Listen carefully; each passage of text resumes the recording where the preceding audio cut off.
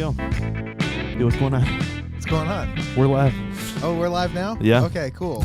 No pressure. No. Yeah. Hi, world. It is kind of weird, like, hopping on. The first time I, like, put on headphones and was, like, even just testing out the soundboard, I wasn't recording anything. I felt like I had to be performative. Because, like, I don't know, just if you're a comic and you're holding a mic, that's just what you do, I guess. I feel like I got to hold it like how I hold it on stage right now, too. Just like I'm praying. Are you a two-hand guy? Yeah, like sometimes, like it seems like I naturally do go into like a two-hand, like kind of like a hunched over. I want to like try to adjust that and feel a little bit more natural or like confident and stuff. Sure. But I also like holding on to the mic stand too. Yeah.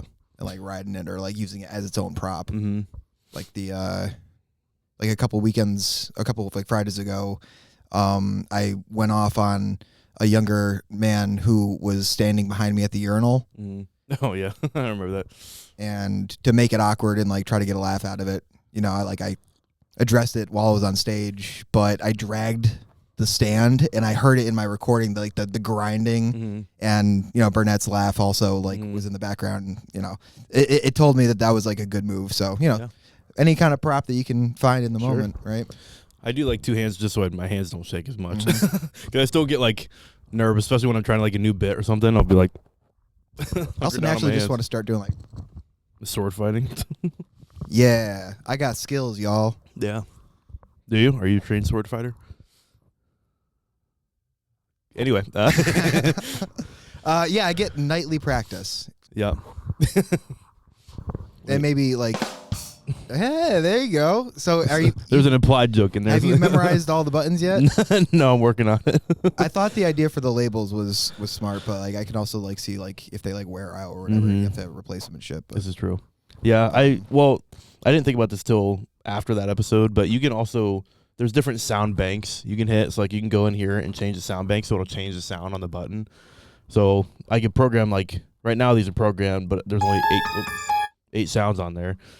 But then I can make another sound bank and change it, so then I'd have to change the labels, and I don't know. You wanted to add that sound for a second just to like add some tension, I think. Yes. It was very, perfect use. This is actually a murder mystery podcast. Oh God.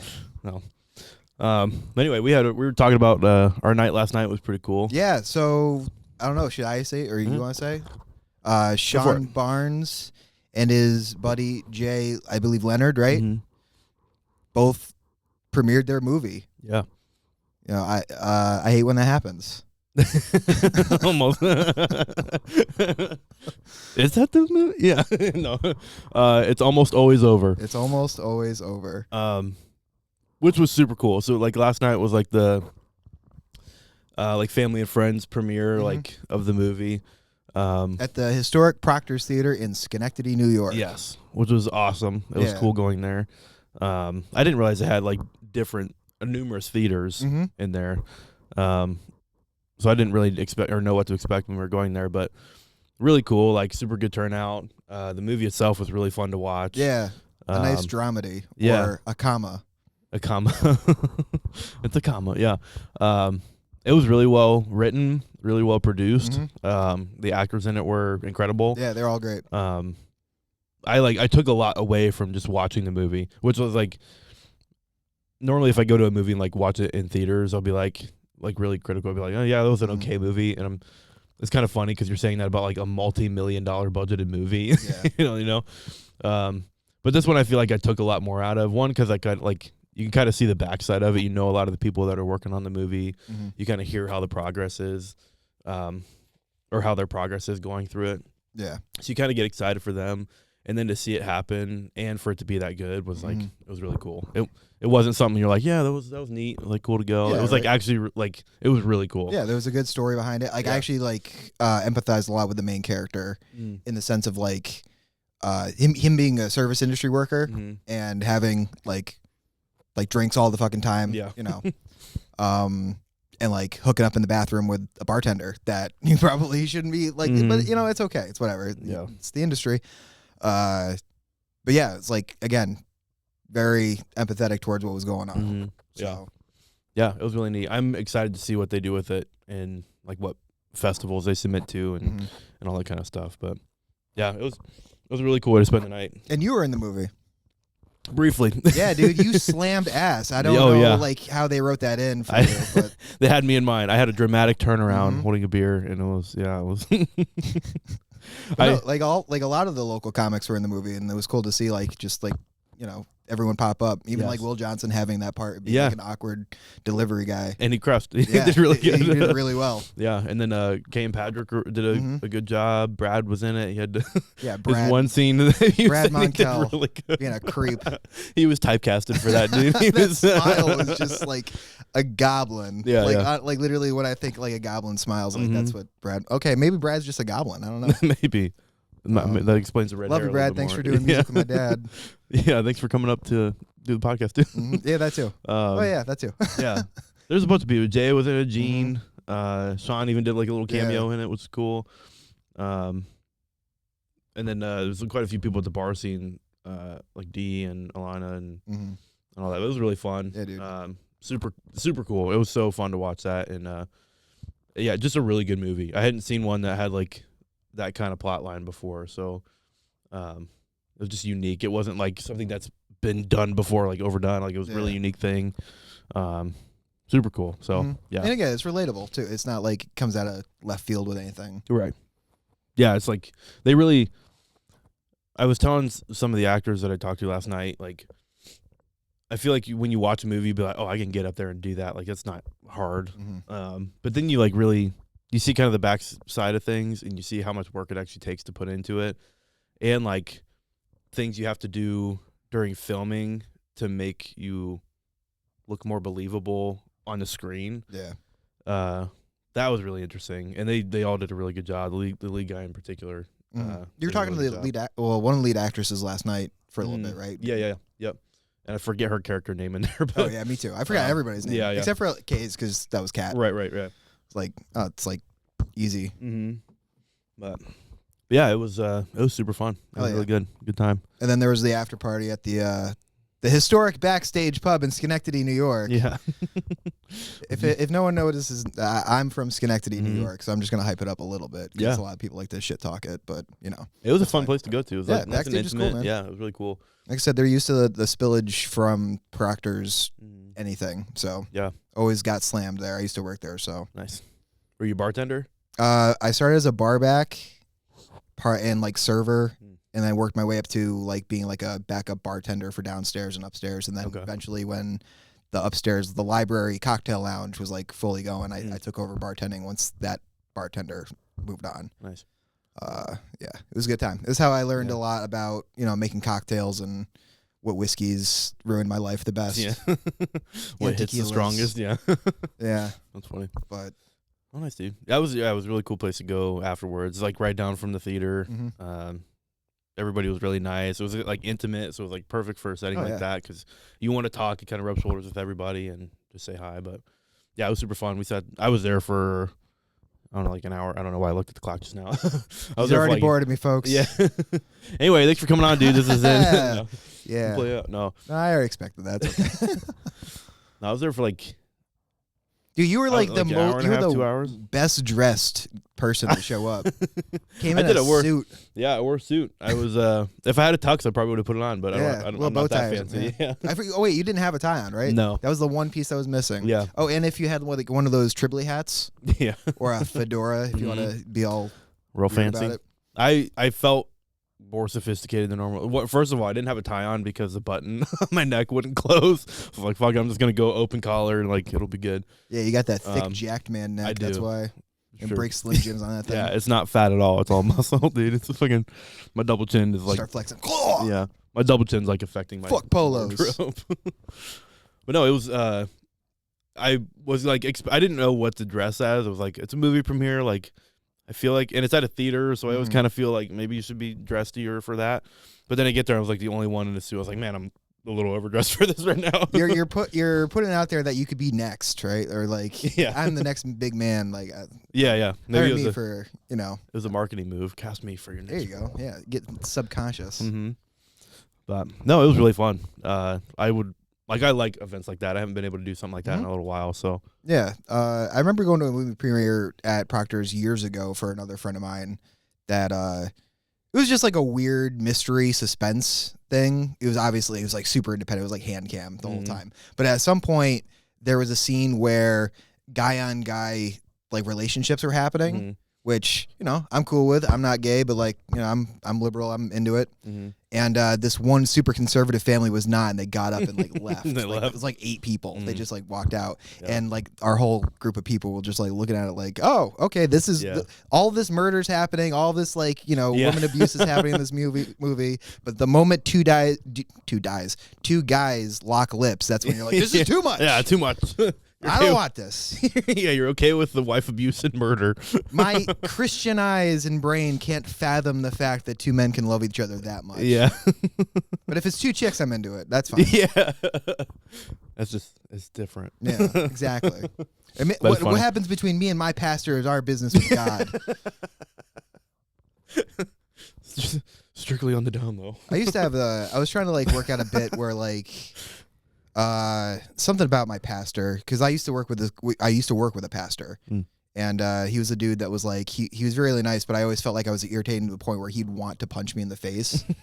And years just like working on bits, and I just like let him go because you know, I wasn't doing comedy. Yeah, I was just trying to entertain people at the bar, or my friends or whatever. But it's funny, like to imagine a pastor with anger issues and giant hands. Yeah, which is very common, I think. And his shoes matched how rageful he was. No, he was actually like really mean at all. He loved gin. Oh, yeah. Well, there you go. He's not dead. He's just missing. Yeah. Oh. So we put up a poster. I found him last night. Actually, he's okay. There you go. Right. Good. Okay. He found God again. Nice. So what's so your comedy?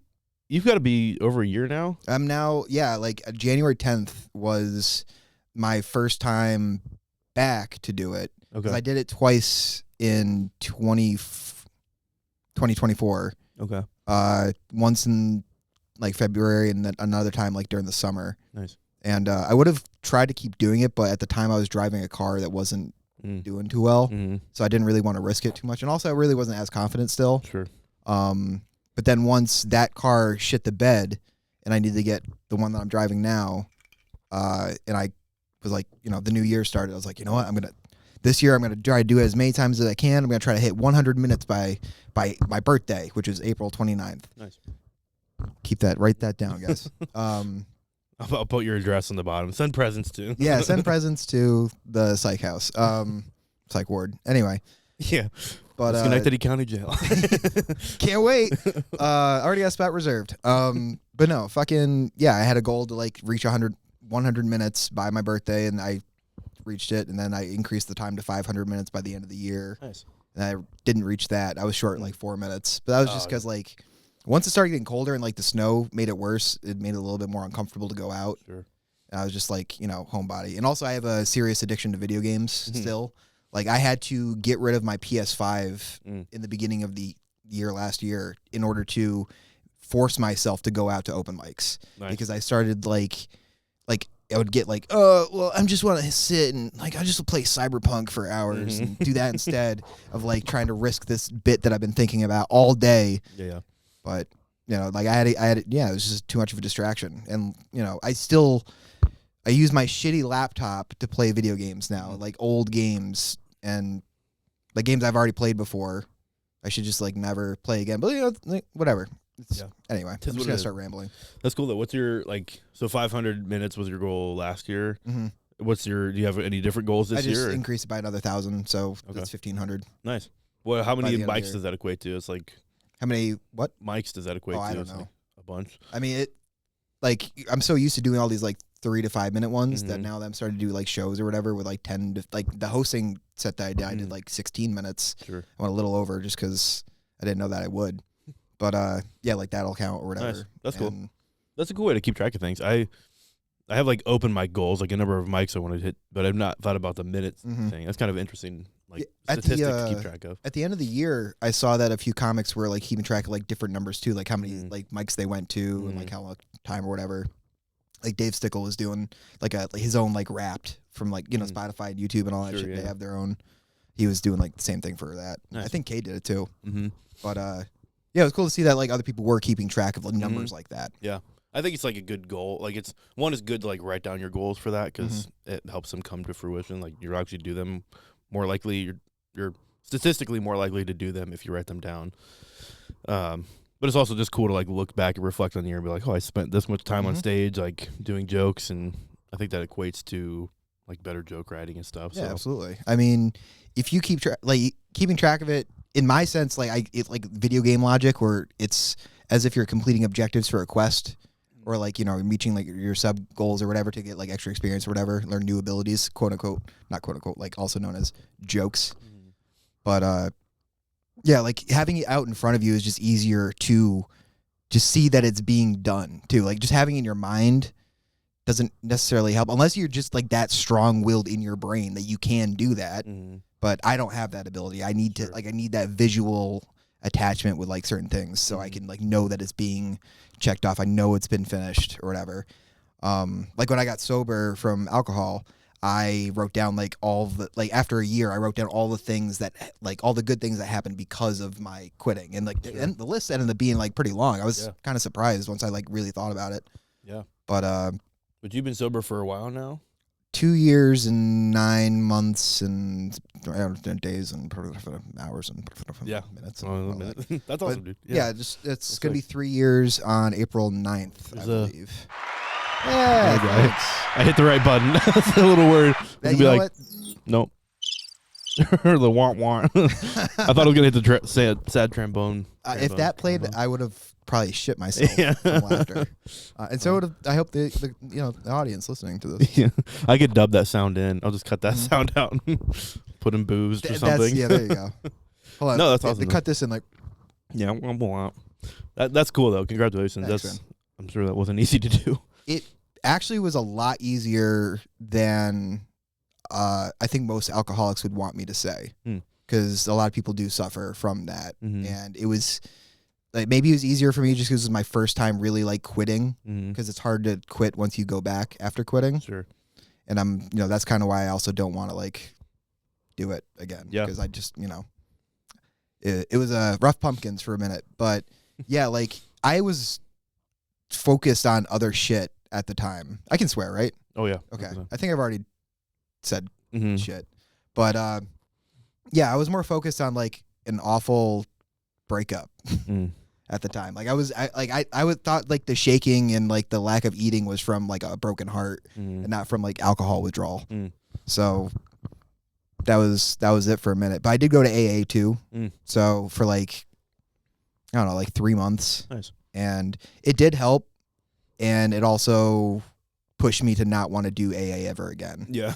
Like that those people, like they have some real problems. Sometimes I wondered like though if they were like playing it up a bit, or like if they were like in competition with me, with like me sharing a story, like, well, I had this happen to me that was way worse. Yeah. And then like there's also this one douchebag, or maybe he wasn't merely being a douchebag, he was just being the challenging AA guy.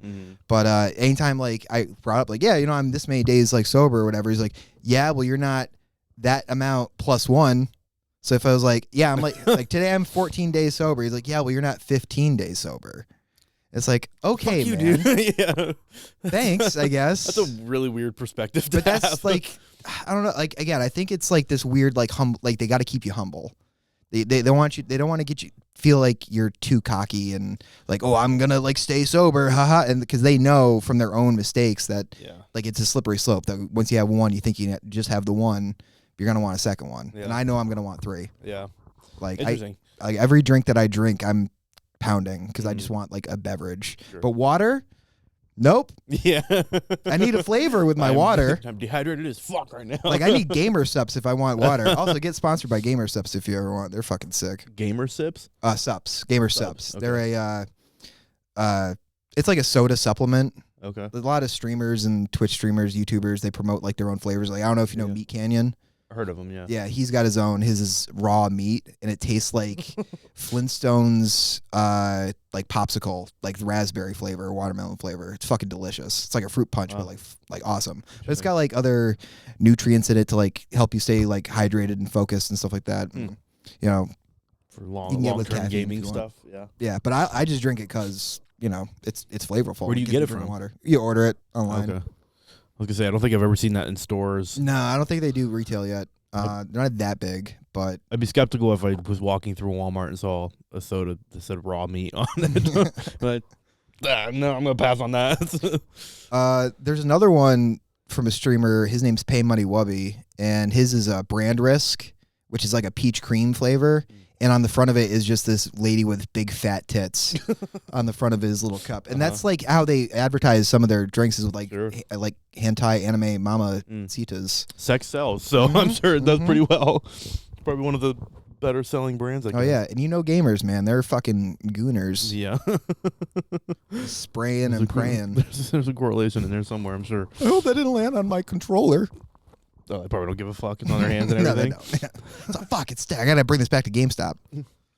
That's what you should do is like, you probably make some good money. You create like a specific type of wipe that's good for gaming. Like, I don't know, good for your controllers, good for your hands. Just Lysol wipes. Cleans every substance you can think of.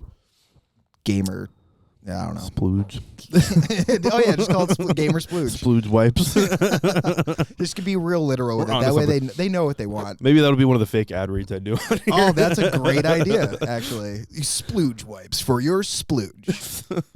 It's in the shape of a sock.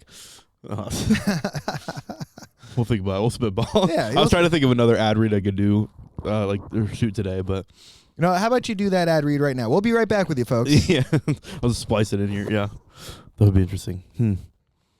I need to spitball that. I normally like write out a script of like what I want to say, and like I'll write jokes off of that, or like just things that I think are funny. And then if I did that, I'd want to go out and like buy or make a package of them so I could like show what they look like. So maybe the next episode we'll put that in there. I've only listened to your podcast. I haven't seen any of the visual stuff. I see the clips that you'll post on like Instagram and stuff. Yeah, but I've just been a listener because that's what that's all I do at work is just like listen to shit in the background while I'm doing nothing, honestly. Yeah, if I'm in the car, I'm obviously just listening. But like if I'm home, I'll put on podcast here and watch them like on YouTube or whatever. Just as like background noise. But I watch a lot of podcasts. This is true. Yeah.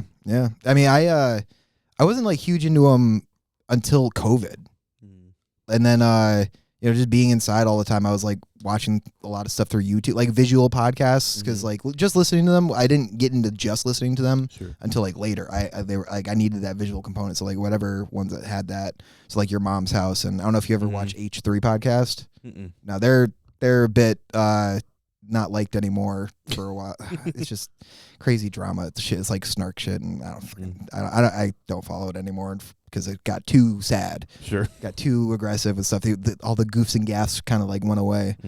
But no, like Your Mom's House and like Bad Friends and Tiger Belly. Dude, I fucking love Bobby Lee. He's been a favorite of mine since like OG Mad TV. He's a very good podcaster too. Like it's like I watch podcasts more than I do TV shows, just because like they're not as scripted. I like the format of like loose conversations. Like they could have some planning ahead of it and like a few production things they want to do, but like for the most part, it's just a conversation and it feels more natural. And I just like that, and it's fun to watch. Like especially when something translates to like a really funny moment, like it's the build up's kind of more rewarding because it's not as scripted. Yeah, I don't know, it's just fun. I like the like additions of like showing weird things on the internet too that like I may or may not have seen yet. Yeah. Like especially if it's like something I did see and I was like, oh, I can't wait for their reaction to this. Yeah. But then it's like Your Mom's House. Some of the videos they put on there are wild. Yeah, I loved it. It's crazy. Yeah, I was one of those freaks that was just like on Tom's side. Like, the crazier the better, man. Let's go. Like when they were doing their live streams for like their like the crazy show that you had to pay for. Yeah. I was all about those. I was like, let me see the craziest shit that you can. And they find it. I was happy about it. Yeah. I was happy about it. I feel like they become a funnel to like everybody just sends them the craziest shit on the internet. Yeah, dude. Have you like? I mean, so like, how old are you again? 28. 28. So you're about 10 years younger than me. Do you know of Rotten.com? I've not. Okay. This was like high school. When same. But that was a while ago. Yeah, that's like the kind of like level of shit that they would like throw on there, which is again like I'm already like broken in the brain, so like seeing that was almost like seeing an old friend. Yeah. Is that still a thing? Rotten.com? Yeah. I'm sure. In some Probably. other way or like another, Yeah. I'm sure it's like still a thing. Yeah. I mean, 4chan, it's just like, you know, the OG, but. My era was like Pain Olympics was like a big thing back then. Don't look up any of this. Do, actually. No, educate yourself. Yeah. Well, I'm saying this to my... Good angel, bad angel. Yeah. You're here. We're on either shoulder. Yep, see, black and blue. Like it's, don't. Especially on an empty stomach. Or a weak stomach, I should say. But yeah. that was... The videos that would go around like high school or like, even middle school back then was like just people doing like this awful gory stuff to themselves. You're like, what the fuck? How is this like this? How is this how people are just living? Like, it's weird. But I don't know. They're fucking crazy. But then you're like, then I find myself like passing judgment so much, and I'm like, what the fuck? Like, yeah. You are curious. Next video, yeah. It's like those people who are into like murder documentaries and all that stuff, and like they're just so fascinated with the story of a serial killer and all that stuff, and like the hacking, the details and shit like that. They wouldn't do it, but they're fascinated just because like the instinct of wanting to know that that's out there. Yeah. Just so you're aware that, and so you have your own plan in case you're ever in that situation. Yeah. But then you get hit by a bus instead. And like, you spend all this time preparing to get murdered. Yeah, exactly. And then a CDTA bus takes you out. Takes you out. That's funny. It's fucked up though. Yeah. I feel like I have a hard time watching like murder documentaries or like darker theme stuff. Which is interesting for your line of work, or like with your line of work, right? Like, well, yeah, it is, because like there is a lot of people in my line of work that really love those movies, a lot, and like that's the only thing they watch. I think for me though, I even talk about this in my like comedy. Like I use humor to cope with seeing those things. So like, I don't want my life like to constantly be like work dealing with people's like worst days of their lives and then coming home and watching people's worst days of their lives. You know, I'd rather like watch something funny and like use that as an outlet, or like do comedy and stuff. But that's just how my brain works. Some people don't function on that. So yeah, it's almost kind of like when comedians say they don't want to watch other like stand-up acts. Almost like you're kind of like, I just don't want to see like other emergency situations. Yeah. We're like, oh, I can see how they could have done this better. Or I don't know. I do that. I do watch like real life like Night Watch, like the one that followed like the New Orleans like paramedics and stuff. Okay. I used to watch that all the time, but I also just found that fascinating, so I could like learn how they did things differently, or like what their protocols were. But yeah, I don't tend to watch too much of that stuff now. But you are watching comedians? A bunch, yeah. A bunch? Are like newer comedians or like classic ones? All kinds. So like right now, like Mateo Lane's one of my favorite comics. He does a lot on YouTube, so I watch a bunch of his stuff. I think I just relate to his comedy a lot too. And then like podcast wise, I listen to like Caleb Heron. Wow, I'm totally blanking on the other guys. I do listen to the Joe Rogan podcast on the occasion, if he has a guest that I know. Yeah. And appreciate. And you can separate yourself from the idiocracy, I'm sure. Some of the craziness, yeah. Yeah, I just saw like YouTube promoted a new clip of him and Bert talking about the conspiracy that Helen Keller wasn't really like as deaf and dumb as she said. It's like, who cares, man? It's a bit. who cares what she was? Like, she's gone. It doesn't matter anymore. It has like, literally no effect on my life right now. Like, supposedly she was into eugenics for a minute, but without really knowing what it was. It's like, that's something that could have taken you out, lady. I think you should know what that is. I wonder if she just didn't have it explained well to her. Also, I may have just said something wrong. So if you want to fact check me, that's totally cool. Yeah, just always correct me. I don't know. It's fine. I'll put your Instagram handle. Yeah, absolutely. Whichever one you want to use. I don't know why I'm blanking on the other podcast. There's another one that I listen to frequently. Well, there's one, the Tim Hawkins podcast. He's a Christian comic that he doesn't do podcasting anymore, but he has like a bunch that he put out previously, and he would do or record episodes on his tour bus after shows he did, and he'd have a bunch of other comics on there. Oh, and Nate Land podcast. That was the other one. They're just fun. They're silly. They're like kind of mindless. Like you can just put them on in the background and do other work or drive or whatever. But I enjoy that kind of stuff. So. Yeah, you like the comedy podcasts are always really fun because, like you said, it's just like a bunch of random shit that they're talking about. Yeah. Like again, that's why I really enjoyed Bad Friends. I haven't watched too much of it as much. because I was like every new episode for a while. Mm. But it was also like something that would play like on the background while I was like gaming. So since I like Yeah. quit that, Sure. it's like I don't do it anymore. Yeah. So and it's kind of hard to write when I'm having something in the background. Yeah. Because, you know, I don't mind music or like just background noise in general. Like if I'm at the cafe and like it's just a bunch of people talking, it's all droning into like, not droning, but it's all combining into like one sound for the most part. So it's like not as distracting. But like if it's a conversation between two people, then like where my brain's like, you should listen to this, but, you know, write this too. It's like, So I get that same way. I find myself being really productive if I go to a coffee shop and just sit and work because I enjoy the atmosphere. Like it's nice for working. Like they normally have like good like tables or desks or something you can sit at. Plenty of outlets is important, and then I enjoy coffee. Free Wi-Fi. Yes.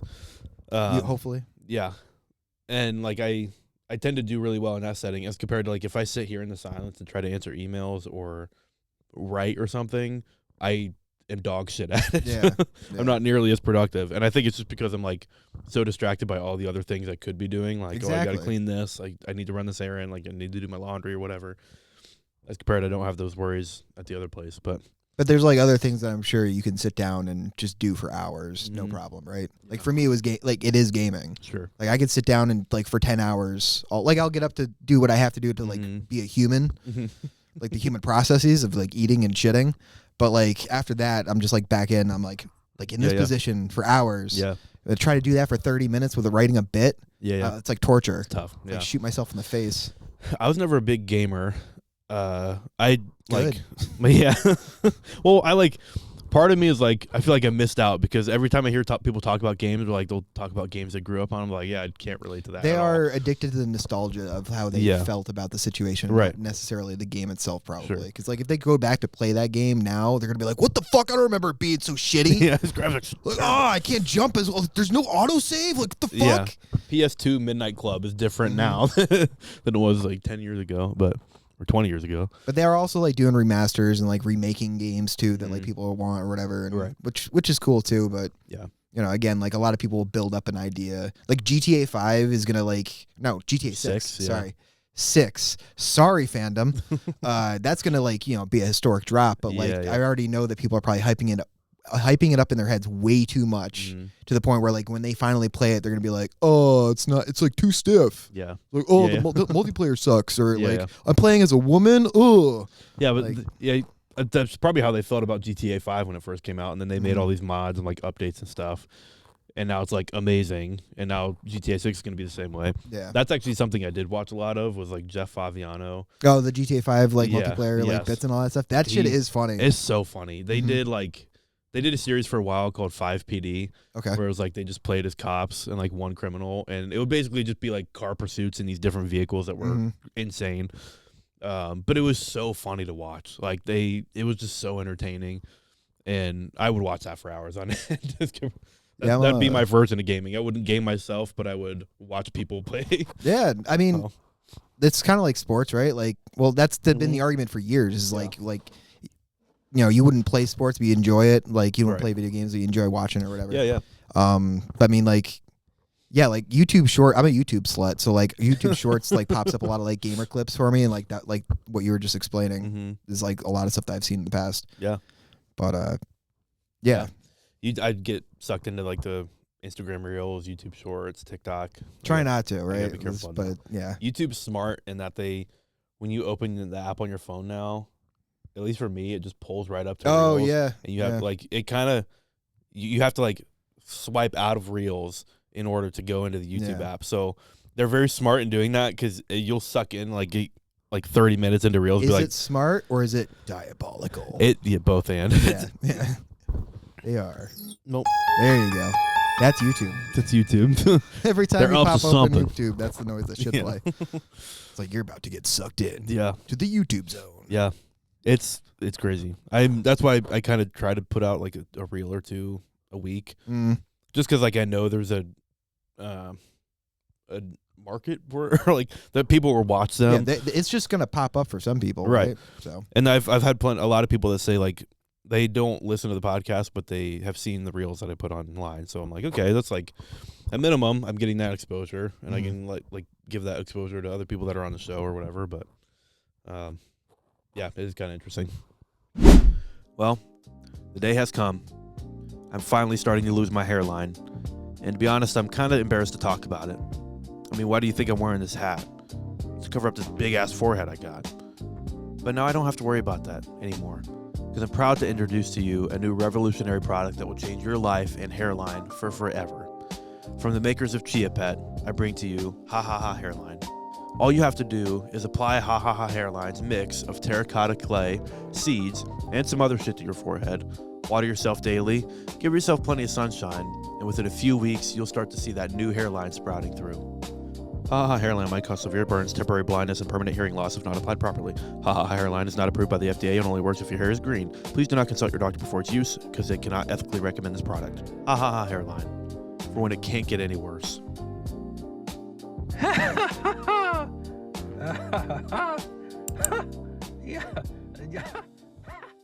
It's dope. All right, so outside of comedy, tell us about Joel Dorian. Well, Joel Dorian. Dorian is my middle name. I don't go by my last name. Oh, really? On stage. Okay. I've thought about it. I've done it like a couple times just to see like how it sounds when people say it. Mm-hmm. There's already, I guess, a comic that has Broussard as their like last name, but it's spelled differently. Mm-hmm. I I've heard you say Broussard before. I've just always, I don't know why. I just think Dorian. Well, I always use that one. That's why. Okay. You always hear it. Yeah. But yeah, I remember the first time I did stand up, I did J Dorian because that's my pen name for my books. And when I found out Jay Connolly does J dot, I was like, can't do that. Yeah. Or at least I don't want to do that if he's already doing it, kind of thing. So I went with Joel Dorian. Sure. And I lie to people and say like it reminds me of my mom like telling me like I'm in trouble. It gets me hyped up when I hear it. I just that's again it was my pen name for like creativity already. So yeah, but it's a good stage name, Joel Dorian. Like that's memorable. Like I don't know. A very drunk Sean Barnes came up to me last night, put his cock right on my thigh, and was like, I gotta tell you that every time I hear your name, Joel Dorian, it reminds me of John Dorian from Scrubs. And I'm like, yeah, me too, man. Cool, yeah, thanks. Your dick feels real nice on my thigh. He's like, I know. I love you, Shawnee. He was having a good night last night. He was having a great time, dude.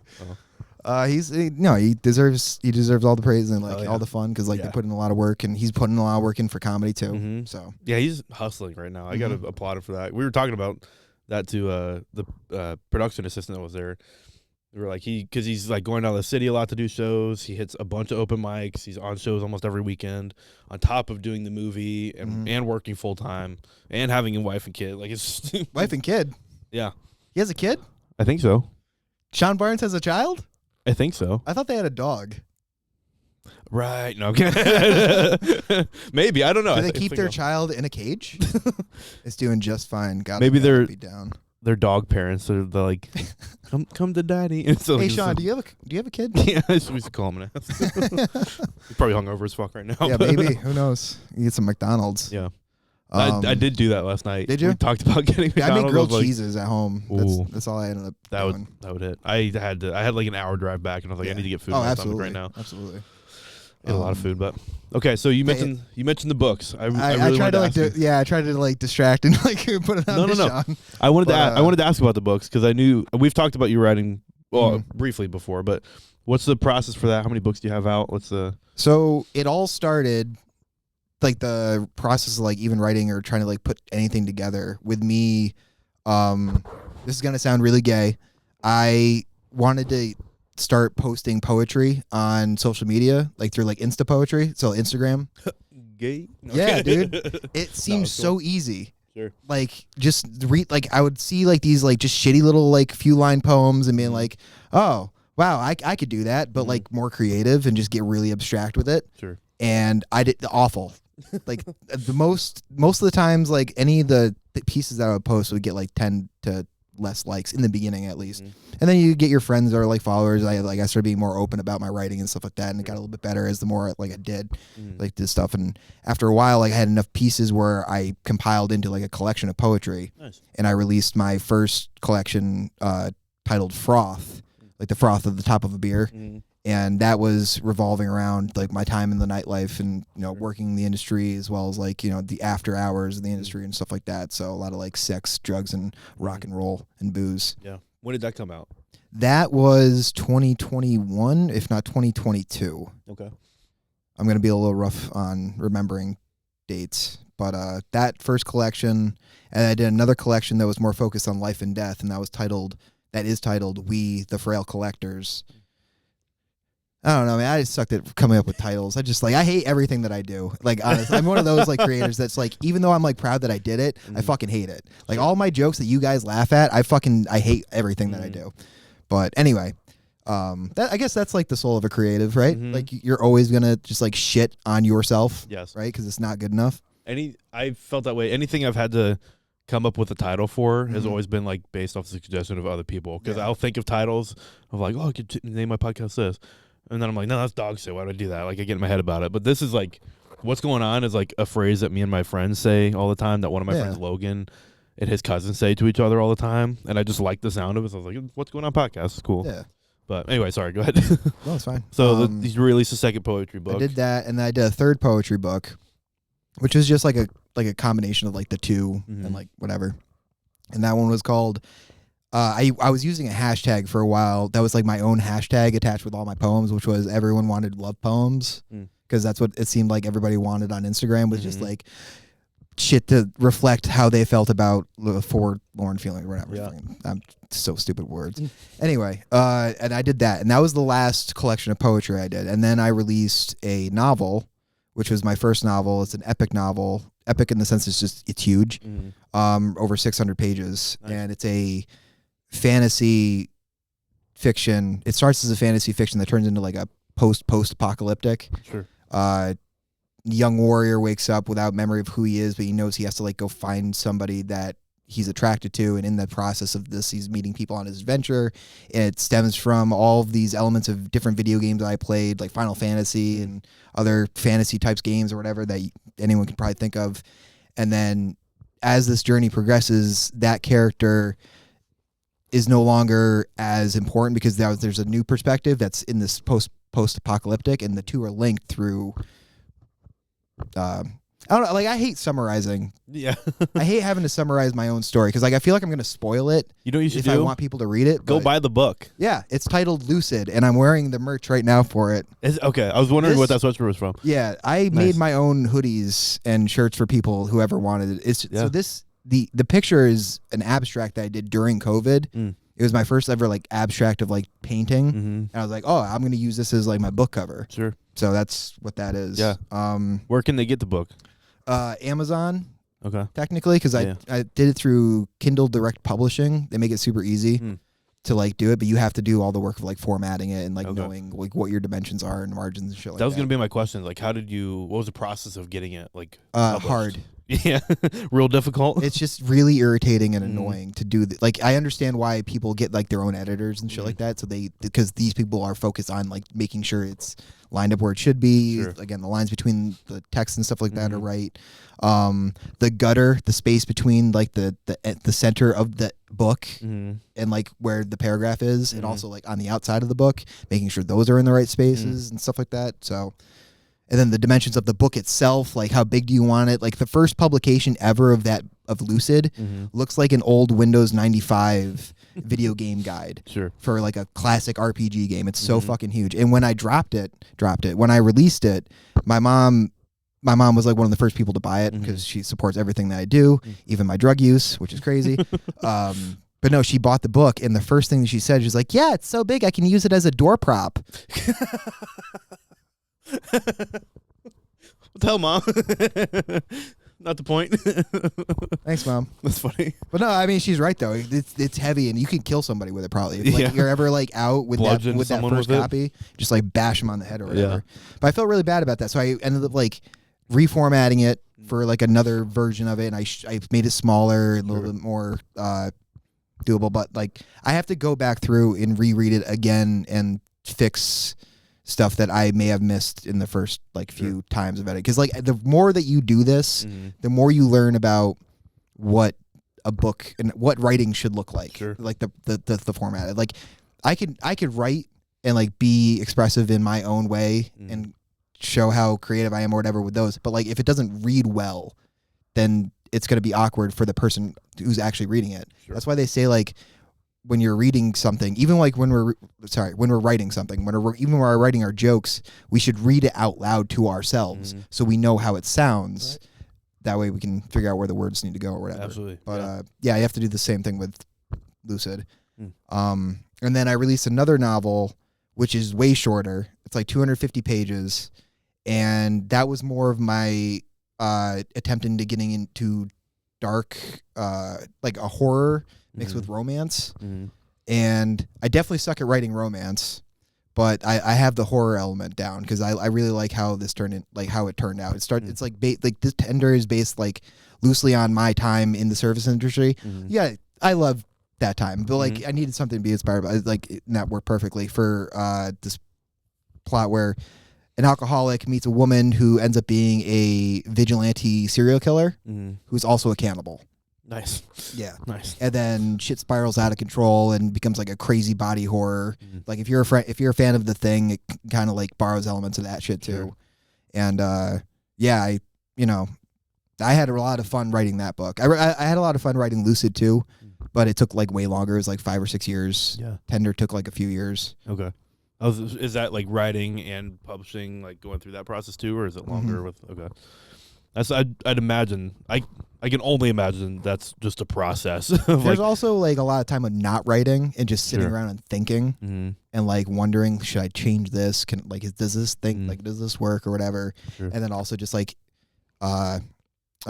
procrastination. That's also like added that why it would be like 5 years or something like whatever. Because like there was like I remember there was a time where I just didn't touch my books for like a while just because I'm like just sitting on the idea of like what I needed to change and shit. But and then final publication, I did a collection of weird, strange horror stories, and that one is just like a bunch of short stories that I wrote over the last few years that I just put together under the same like kind of theme of like these are just weird and like some of them have a good ending, some of them have a bad ending, but overall it's just supposed to be some kind of supernatural or fantasy kind of like element to it. Nice. So there's a couple really fucked up ones too. I put like viewer discretion, reader discretion advised kind of like warnings before them. Yeah. Just because like at this point you kind of should, I guess, like you got to warn people before they read stuff because you don't want to like offend too many. But then there's also like you ruin the surprise almost of like, oh, now I know that there's something awful in this. Like, well, let's find out what it is. I don't know. So Amazon is where they can find it. Look up Joel Dorian. So it's just better to look at my social media handle because I have a beacons, like one of those beacon links under Instagram. So if like under my main Jolie Poly Ravioli page or J Dorian Writes was my original like publication, like not publication, profile for posting poetry, but I put it under that for my books. Nice. But yeah, J Dorian Comedy has nothing to do with J Dorian Writes. Well, I'll link all your stuff in this like description of the episode so y'all can go check it out. Yeah. Go click, go look, go buy. And I want to write more in the future. Like I've got like tons of ideas for short stories that I'm like still sitting on. I just started one a couple weeks ago that I already like quit because I didn't like how it started. So I have to like just sit down and like try to force myself to restart it. But there's like other shit. And after last night, like actually no, not even after last night. Like I wanted to write like a screenplay for a while just because that's like another writing challenge. Sure. And like I do have an idea for like something that's like it starts as a comedy, ends as a horror, and inspired by comedy, honestly. Yeah. But actually, it's inspired by a moment that Will Johnson gave me when I first kind of like started meeting him. He didn't know that I was me. He thought I was somebody else. Okay. And he was just like, yeah, I just thought you were this other comic named Tyler. And I'm like, no, I'm Joel. And like it just that interaction somehow like transferred into my brain as like hey, you could use this as like a weird premise for like a future thing. So I just wrote it down and sat on it and So yeah, thanks Will, you're an inspiration to me. But you're not gonna get any reciprocals off the book when it sells. But Yeah, other than that, like writing's been a huge element of my life. I used to write like little dumb stories when I was a kid. Like I actually remember the first thing I ever tried to write as a story was Spider Kid, Spider-Man, but like as a child, Sure. like a kid version of all the other characters, and I got like a page and a half in before I was like, this is fucking stupid. I was like 7. Do you handwrite all your stuff? I try to handwrite all of my jokes right now, but everything else I just either do through my phone, through like Word or whatever, or like on my computer on Word. Yep. Yeah, a lot of my joke writing, I will record the thoughts through a notes app on my phone, and then go back and handwrite it out if I want to like rewrite or work it or whatever, get a little bit more specific about stuff, and then just kind of like go back and forth with that. Like when I was preparing for the last show I did, the Cracked Up Comedy Showcase, which was hosted at historic Van Dyke Music Club in Schenectady. No. Yes. There you go. Yeah. There we go. Yeah, when I was preparing for that set, I, listed all the jokes that I wanted to do, and then I wrote them all out in like an order that I was like wanted to do, and then I recited it while recording that, voice recording that, listened to it, and then as I was listening to it, like thinking about it, and then I did an improv of what I was supposed to do after, trying to like remember it from thought, which is funny because I ended up like learning a new tag for my suicidal ideations bit, which I used at the show, and it did well. Yeah. So that was cool. That was a cool way to like learn a new tag or like get a new punchline. It's just from the constant rewrite of one bit. Yeah, we talked about it last night a little bit. We're kind of talking about like writing styles because I think we in separate ways we kind of thought bubble some of our bits. Like you mentioned writing your stuff out on note cards. Yeah, I did that today. Did you? Yeah, it took a while. I do that on like I'll write like a premise in the center of a page and then like thought bubble off of that and then kind of organize from there. But I think that's really good to do, and like improvise off of it and run it like a bunch of different ways and methods because you get different tags and different perspectives, and like as a communicator it helps you learn how to be clear and presenting it to an audience that's not heard it before or doesn't know that premise. So that is a really smart thing to do, and it makes you a really good writer. So flow of conscious writing too. Have you like done any of that? Is that like just like continuously writing? Yeah. You just go. You just let it, whatever. It also helps, like, you drink, right? So it helps if you're a little drunk. Sure. Because that's what helped me with my poetry. Because when I was, I don't know why my voice just cracked there. Puberty, man. I'm 13 forever. I'm 37. Which I not to pause, I would not have guessed you were 37. I think everybody in the scene was like, you're like 25 or something. I feel bad a little bit. Just, I don't know why I feel bad, actually. I know I should probably feel like good about it, but it's just, honest, I don't know what it is. I think it's a combination of like not really smoking cigarettes. I smoked cigarettes for like a month once, just to like see what it was like, get that experience in. Yeah.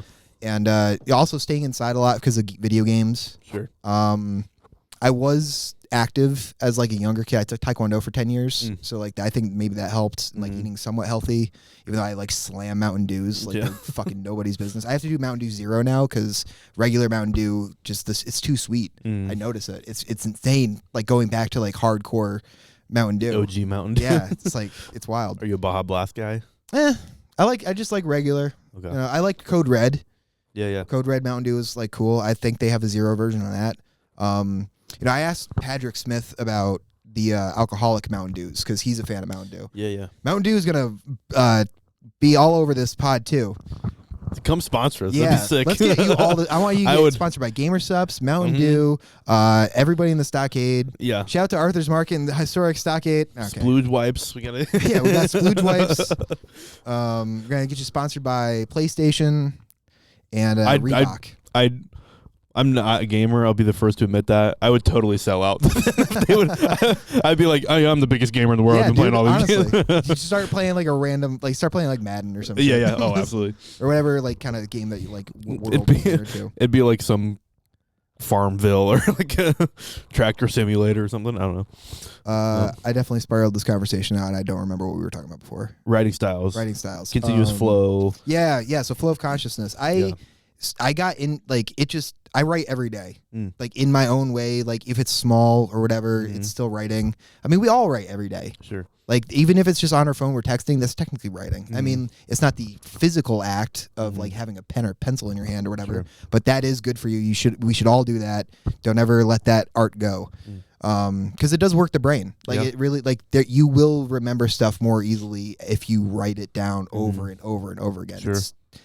Again, I'm not the science guy. I'm not like a physiology person, if that's even the right word. It works. Yeah, I was kind of exposed to that idea in 11th grade, 12th grade. We did they offered a creative writing class, and it was one of my teachers, Miss Shelley Geyer. If you listen, I appreciated this class. Oh, he listens. She listens. I don't know, but no. It's whatever you want to do. We talked about that. Like we would do just different writing exercises, and that kind of continuous flow of writing was one of them. To where we'd sit down and be like, okay, you have 15 minutes. I don't want to see you put your pencil down. Like you're just gonna keep writing, even if you have to repeat ideas or whatever. Write something differently. Like do it, and we'll see what you come up with. And that was a really good exercise to do. Like it was almost like improv writing. Yeah. Like because you're like on the flow thinking, and I would do it was really cool. Like time blocking, not like you're stopping time, but like blocking it in within a certain restricted time. So 25 minutes or 15 minutes. Sure. Give yourself that specific amount of time, especially with like a timer. They also call it the Pomodoro method, where if you get like a little Pomodoro tomato timer, like a cooking timer, set it for 25 minutes, you hear the ticking in the background, and that kind of like entices you. Like time is is being burnt right now because you hear it. Yeah. So, I mean, you can do that with music, I guess, too. Sure. Because you know how long a track is or how long an album is or whatever. Probably saves you from being distracted, too, like if you have that constantly. Yeah. That'd help with my brain, so I'm not focusing on other things. But Gary Goldman, who's a great comic, he is about time blocking with his, like, writing as well. It's like you just do it for 15 minutes, set that goal for 15 minutes, and then as soon as you hit the timer, by that point, you should want to keep going. Sure. So, keep going. Yeah. I'm gonna have to try that. That sounds maybe like specifically with a timer or like get an app on my phone or something. Yeah, that has, like, the ticking noise. I'm sure you already have a stop timer on your phone anyway. Yeah. So maybe I should buy a bomb. That'd be good. The one that ticks. Yeah? Like You want just a bomb? block of TNT. Buy a bomb. Ticking down 25 minutes. I got that much time to write. Hey, I only kind of know this guy. Yeah, I should mention. We don't talk. This is actually the longest conversation I've had with Caleb. Boy. It is. Hey, do you want to know my first memory of you? What's that? Okay, so it's the memory is the night of my very first like awful bomb at the Comedy Works. You and some friends were in the front row, and I did a bit that I thought was going to be fucking hilarious, obviously. And I tested it out on a friend of mine like earlier in the day, and she was just like, "Oh, you're so funny." But then I did it, and the premise is awful. It's about a kid that actually died in my life, and I tried to make it funny by calling myself the murderer, and it wasn't funny. And then I like spiraled into like a bit that was like shitting on Jesus and like how we're better off that he got crucified and not piked. Piked. There's like another word murder for it, but like there was an ancient way of execution where they would shove a pointed pole up people's asses, and like like kind of like hold them up like a stick. And I tried to make that into a bit, and no one was feeling it. There's this one lady in the room that like every like 10 seconds at the end where I would stop talking, she'd be like, "Huh." Yeah. Like I cannot listen to that recording. Yeah. I have it listed as worst bomb ever, so I know. And every time I get to like her first, I shut it off because like I feel everything inside of me shutting down. Yeah. But anyway, you and your buddies were in the front row. I don't even know if you remember this night. And Mike Burns was Burnett. Burnett. Burns. Because I asked him about his nickname, right? And he's like, we used to call me Burns. And that was kind of like the, because I used to, Jolie Poly Ravioli is my old nickname. And that's what my Instagram handle is right now. And this little ADHD motherfucker would call me Jolie Poly Ravioli like 5 or 6 times in a row. Try to say, audience, try to say that to yourselves. But yeah, he was in my Taekwondo class. Go ahead. Yeah. Doing great. You got it. Sick. 3 weeks. Anyway, he would say it all the time, and it stuck with me for like the rest of my life. But he unfortunately like died tragically, and I don't want to get into that. But anyway, I tried to make this whole thing a bit. It went terribly. Got off stage. Blah blah blah. I think either before or after me, there was this lady who came up and threw confetti. She had the box. Yeah. She threw confetti. And she was like doing like some like spoken word, like obscure shit. Yeah. And I like part of me was like, I'm glad. Oh geez, I'm so sorry. Oh, you're good. I was like glad that like I didn't do that at least. Like, I went shock humor, which was just shocking and appalling, honestly, and just like why are you even trying to do this?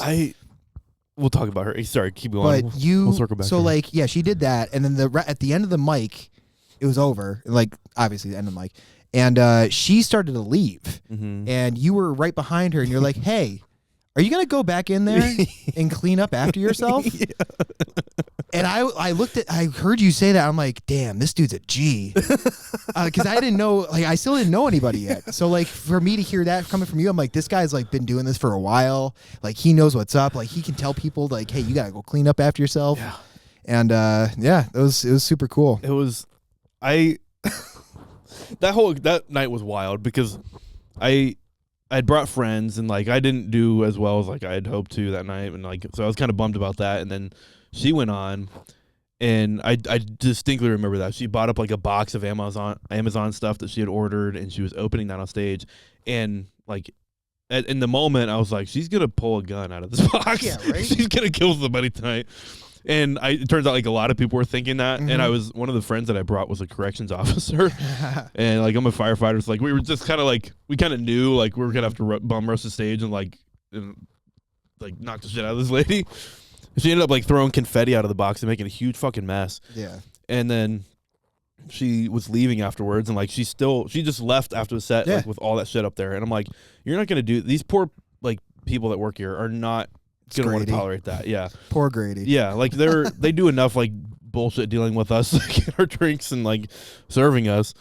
So I told her, I was like, you need to go clean that up because that's just rude. Like you can't expect to be welcome back here if you're leaving a mess and like that's what you're doing. And also want to add, just for the listeners at home who don't know this story, this is an older lady. Yes. Like this is a woman who has time to know that she should clean up after herself. Yes. But she probably, I hope she cleans up after herself at home, but like, no, like this was like one of the oldest people I've seen go to a mic there. Yeah.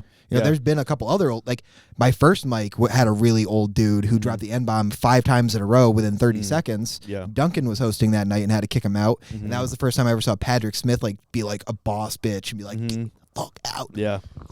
Also, that guy had like bottles in his bag or whatever that were like kicking around. Again, Mike Burnett. I'm going to mention him again. I'm going to mention all these comics over and over again. They're like family now. Yeah. But yeah, he was like one of the ones to call him out, be like, dude, I hear the like you were right next to me. I hear the bottles in your bag. Yeah. So, but I remember don't that. be that guy. Yeah. Or don't be this lady. Yeah. It just baffled me that was her mindset. Maybe that's how she takes out her trash, actually. She just goes to open mics and throws on the stage and leaves. But some kind of mental break. I think at an open mic. I think it was Brady. It was Brady, I think, that was there, or Grady, sorry, that was there that night. And she walked back in, and I think she asked him for a vacuum. And I think he just like realized that she bombed. She was like, you know what, I'll take care of it. You just leave. Grady. She was like, okay. You know, But, so I know Grady in a different way than a lot of other people met him. I mean, I met him because of working at the restaurant that the owner, one of the restaurants that the owner of the Comedy Works owns. I worked there for a little while. Okay. During my time of like getting sober, actually. So he, Grady was the dude's like secondhand man there too.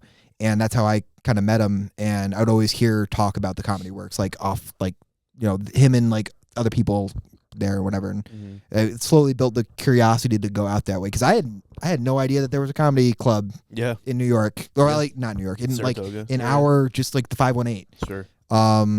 This isn't, I keep forgetting it's Lake George. It is. It is? Yep. Okay. Sorry, carpal tunnel. Fucking, yeah, just super inspired by it. And like, I'd always wanted to do some sort of comedy. I did improv classes, I should say, at the Mopco Theater. Oh, nice. A few years ago. It was to get myself ready for being I always forget what these things are called. These people are called. The people that marry people. Oh, like ordained officiant or something. Ordained minister Yeah, through the Universal Life Church. I think I'm the same one. Yeah, I think. So now all of our melee strikes have +1 holy damage because cool. because of that church. We're ordained ministers through Google. But yeah, I got ready to do that for a couple good friends of mine who I met through working in the service industry as well. Nice. And that gave me the confidence. I also had to use a microphone for that. And the whole time I'm like doing this, I'm trying to read off of my script or whatever from a book that I wrote. I hand wrote everything because I'm a dork. But that was when I was learning about dropping the microphone. Oh yeah. And like how your voice starts to go away. As you can tell right now, listeners, that's what I was doing. Visuals, you just think I'm jerking myself off. But yeah, like that was really like the first time I'd had a microphone in my hand in front of a crowd, and I was getting laughs then too. Yeah. Just for like little shit that I was writing, like for their thing. But yeah, it was a beautiful wedding. They did a great job. Super hot in August, but it was awesome. Yeah. And then also AA was also a little bit of a push for me to do comedy because although they were being annoying, I was getting laughs there too. Sure. Like just little quips, like when we'd have to read from the big blue book and there was like a moment like everyone's like going around like reading a passage or whatever. I was getting bored with just reading it, so I threw in fucking personality and do voices. Yeah. And, I made all these like 50-year-old and up ex-alcoholics, current alcoholics to start chuckling. Yeah. Hey, if it works, it works, honestly. Exactly. That's funny. I mean, so like your whole life you've been trying to make people laugh, right? I think so. Yeah. I was like... You think so? Yeah. Well, the answer is yes. Yes. I, through one mean or the other, like I always really enjoyed comedy growing up. Like I just always was fascinated by it. I started off like watching like a bunch of ventriloquists because I thought that was cool. Like the mindset behind it was cool. Like writing a conversation with just yourself and like switching back and forth between the characters, and the talent to do it was neat. But there's a lot of comics that I watched that would do that, and then I don't know, just a lot of my memories were about like comedy growing up. So like I remember like watching comedy with family and like having really good laughs there, watching funny movies and just laughing together as family, or like going to see a production that was funny, or like I'd be in theater, or like I did theater as a kid. So I remember like getting laughs during like a show. Yeah. And like the rush you're like, of getting that. Yeah. Keep going. Just snorting up their laughter. Good stuff, man. It was truly one of the biggest laughs I ever got. I remember, oh shoot, now I'm going to blank on it was a play that we did, and I'm hoping the name will come to me, but there was a scene at the end where I was like the lead guy role, and my love interest in the play at the end is like, she's like an interior decorator, and I did something to piss her off, and she came in and like decorated my apartment awfully. And there was this one prop that they had put, that was like a dog. It was like a lawn ornament thing, but it was like a dog, and its head was on like this little spring. I didn't really realize that at first, but like I like walked up to it and made some comment about like how awful my apartment looked, and I like flicked its head, and it just started like wiggling like really atrociously, which like doesn't sound that funny, but in the moment, like with the script, like the lines that were just said, like it was hilarious. Like the crowd just lost it. Hell yeah. And I was like, oh, I know what I want to do with my life. Like, right? I just love this feeling so much. Like it's rewarding. Yeah. But I remember shit like that. So yeah, the comedy has always been kind of my thing. And then my parents will tell you that like I was always trying to crack jokes or always being a little obnoxious. My parents will say the same thing. Yeah. But is what it is. Yeah. I don't know a comic that didn't have that. Do you think upbringing. like earlier, or like what was in what you can remember in your early childhood that might have like affected you wanting to like do comedy, like seeing, because like for me it's Jim Carrey in Living Color, and again I mentioned Mad TV earlier, like watching that. Like, I wasn't really huge into Saturday Night Live until later, but yeah, like comedians and stand up and stuff like that. My parents introduced me to like at an early age too. Like the first show I did at Backstage Pub, I mentioned that my dad introduced me to Sam Kinison, and my mom introduced me to Eddie Izzard. And based on my comedy style, you could tell which one won over. Yeah, Sam Kinison. Yeah. Although I do love Eddie, she's a queen now. Yeah. But yeah, throughout the years, like, you know, you pick up whatever that you're actually interested in. Like one of my main inspirations, one of like the one comics I've always liked on my own discovery is I don't know if you know him, Christopher Titus. No, he used to have a show on Fox that was titled Titus, and it's like loosely based on his life, being just from a dysfunctional family, alcoholic father, and Google him. just like crazy situations. But his stand-up comedy special, Norman Rockwell is Bleeding, is pretty much my favorite stand-up comedy special, just because of how like real it is and how well he performs the story he's telling.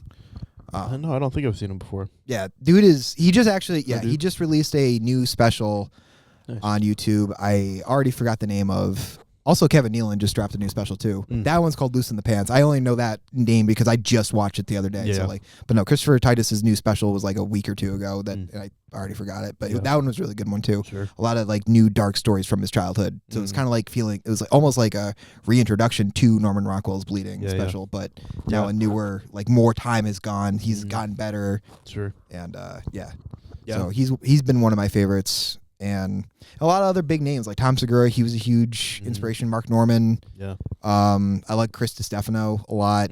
Like a lot of high energy guys I'm into. Sure. I don't know if that transfers. I think so. Yeah. To a certain degree. But you're like, I can see the correlation, but you're also your unique style off of them. Like I can see similarities, but I think that's with everybody. Everybody has like, because I really like Brian Regan, and I wouldn't say I'm like a Brian Regan type comic, but I really enjoy that sense of humor and like stuff that he does. But I grew up like, I remember Tim Hawkins, this guy that like the podcast I listened to earlier, like he's a clean comic, but he's incredibly funny. And there was one of his specials on DVD was in our youth group like room at church, and I remember watching that and thinking it was really funny. So I just remember that, but I don't remember if that was like the kickoff of me like going into comedy or not.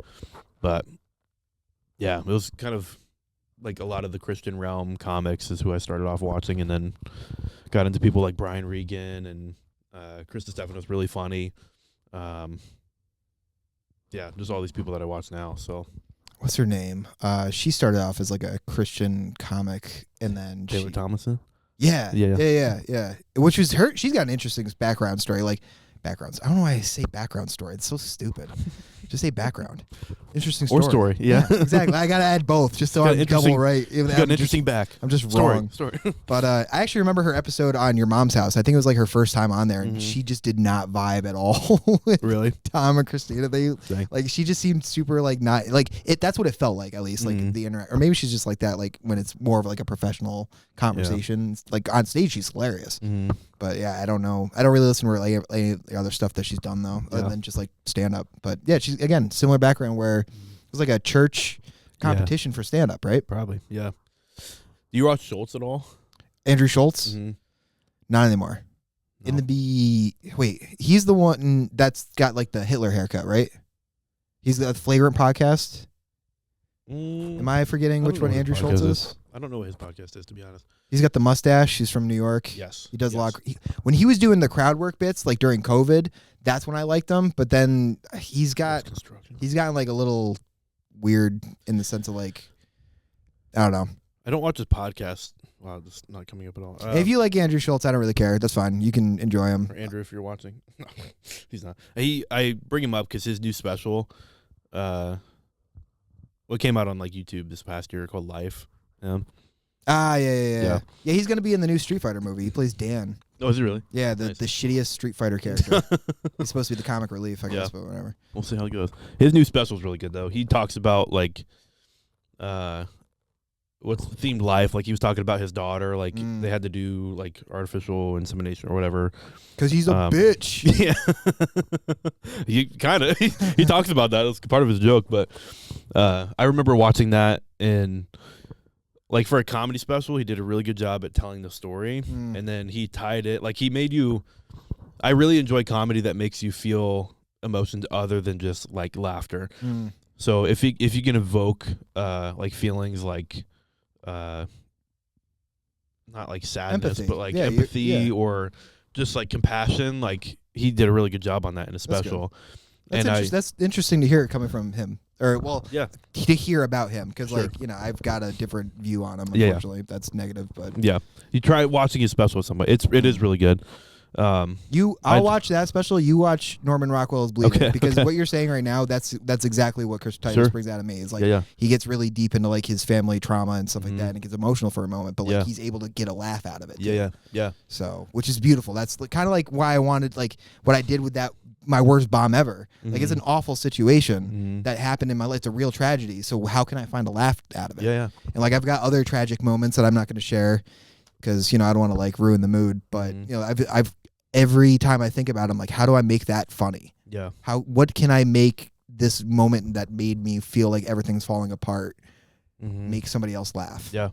I had a beginning of last year. I had a friend that had committed suicide, and I like went back home for the funeral, and like it was kind of grieving in that sense. But one of the first like emotions I had out of that was like I thought of a joke. Yeah. And I wrote it down, and I ended up doing it on stage.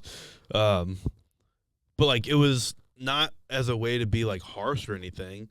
It was just a way to like try to make light of the situation. Yeah. And one, help me process through it, because that's just how I respond to things, is try to make them funny. But also like if I can help other people have like a better opinion or like viewpoint on things like that, like if one of their friends kills themselves, why not? Yeah. That is still one of my favorite jokes too. So but I had people kind of kick back, but like, why are you like? That seemed like a little insensitive or whatever. I was like, first of all, my friend would have laughed at this joke. Like it was their sense of humor. They would have appreciated it. Yeah. But yeah, it is what it is. I feel the same way. Yeah, I had a friend who took his own life like 6 or 7 years ago too. Over pretty sure he was already like really sick. He had cystic fibrosis, I think, is the thing with like where you can't breathe too well. And so yeah, he was already like he shouldn't have made it past high school, but he did. Nice. And unfortunately, the suicide had something completely different with what was going on with that, and it's fucking tragic. But again, like, how do I? Yeah. But I feel like that person though, like if I was able to make a joke out of it, he had the personality that would laugh at it. Right. Yeah. So and you don't want I don't want my memory of my friend to just be they killed themselves. Like that's sad. I want it to be like evolve around laughter or like happiness or like it kind of prompts you remembering like the good times or like the laughter you did have, and in a sense of like it is a joke they would laugh at, and it's jokes that, like very similar to what they've made before. So I think it's important to do that kind of stuff. One, in remembrance of people that have gone through things like that. Yeah. But also just to help process and move on, and like again make a difficult topic a little bit easier to discuss.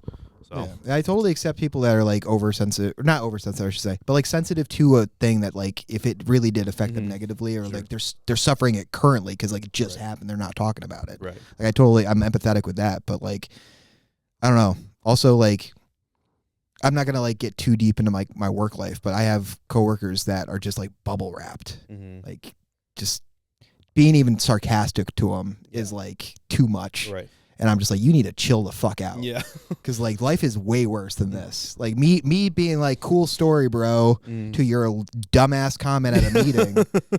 You think that's bad? Yeah. Okay. Have you ever seen one of your friends get shot in the face? Because like, that can happen too, bitch. So I don't know. Sorry. Now I'm getting all right. Anyway, but yeah.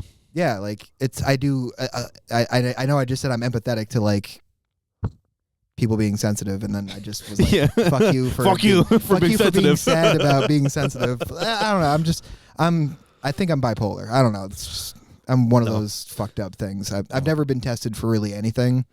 I get it. No, I get what you're saying though. There's a place for empathy, and then there's a place for like moving on, and and I feel like because I am empathetic, I know I'm not like a true psychopath. Yes.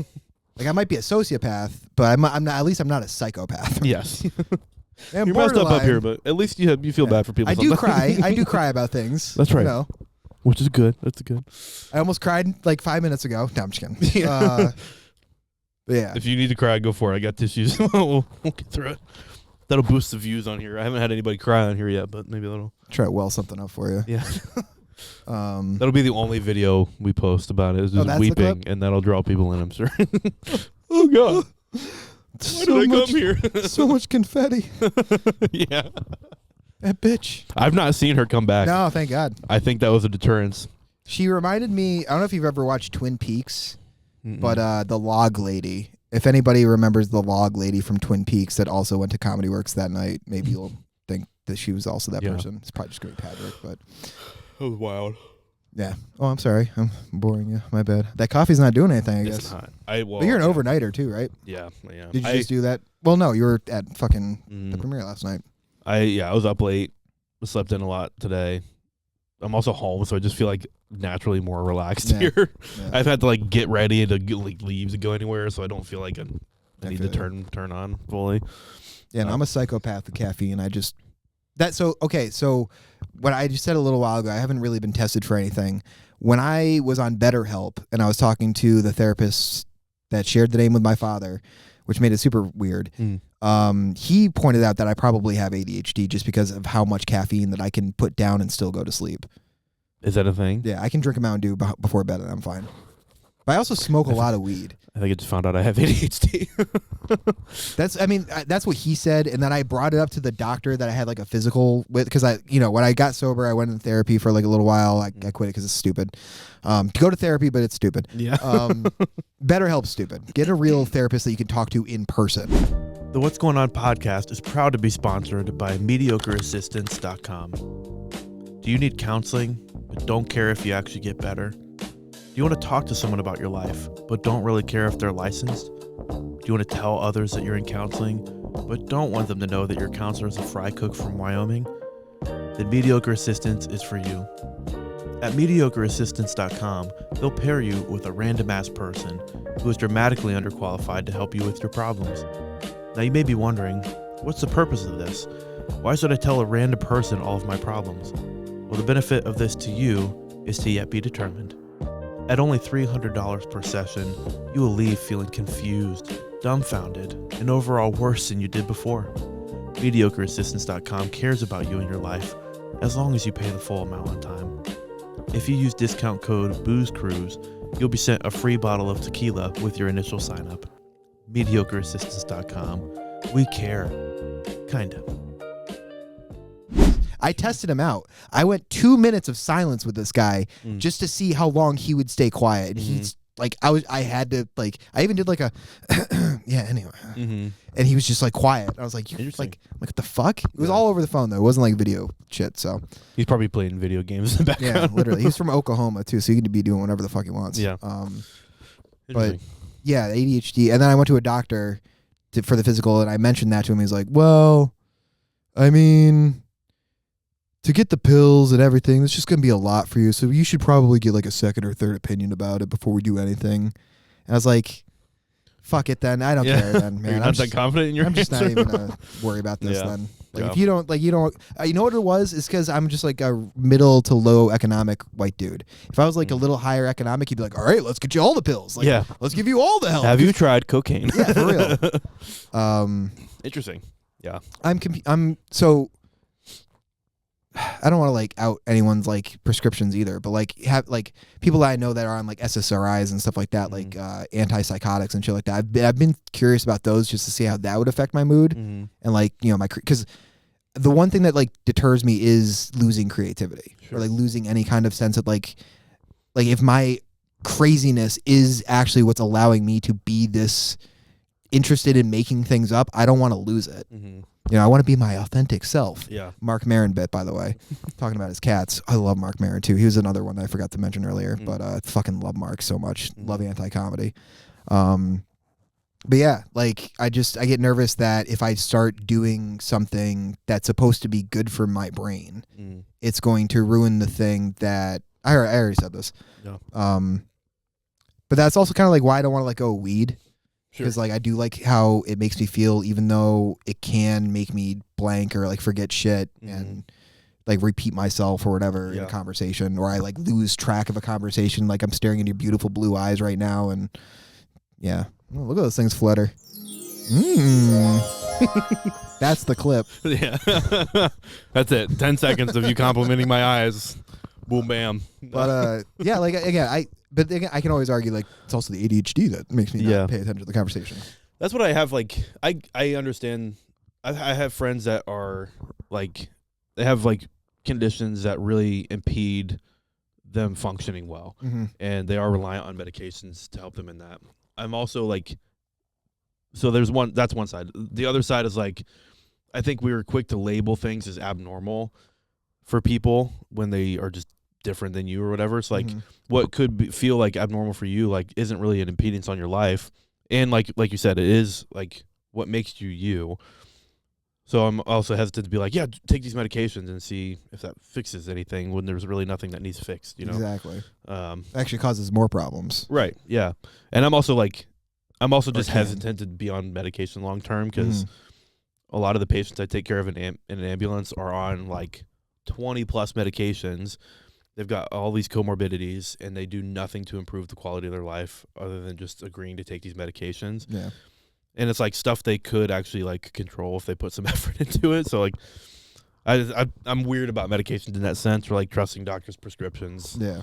So, but I mean, there are people who get it right, and that they are so much happier. Yes. Because of it. So, and for those people, I'm glad, man. I'm glad it works out for you. Right. One condition in particular that my mind has been opened up to lately has been like postpartum depression.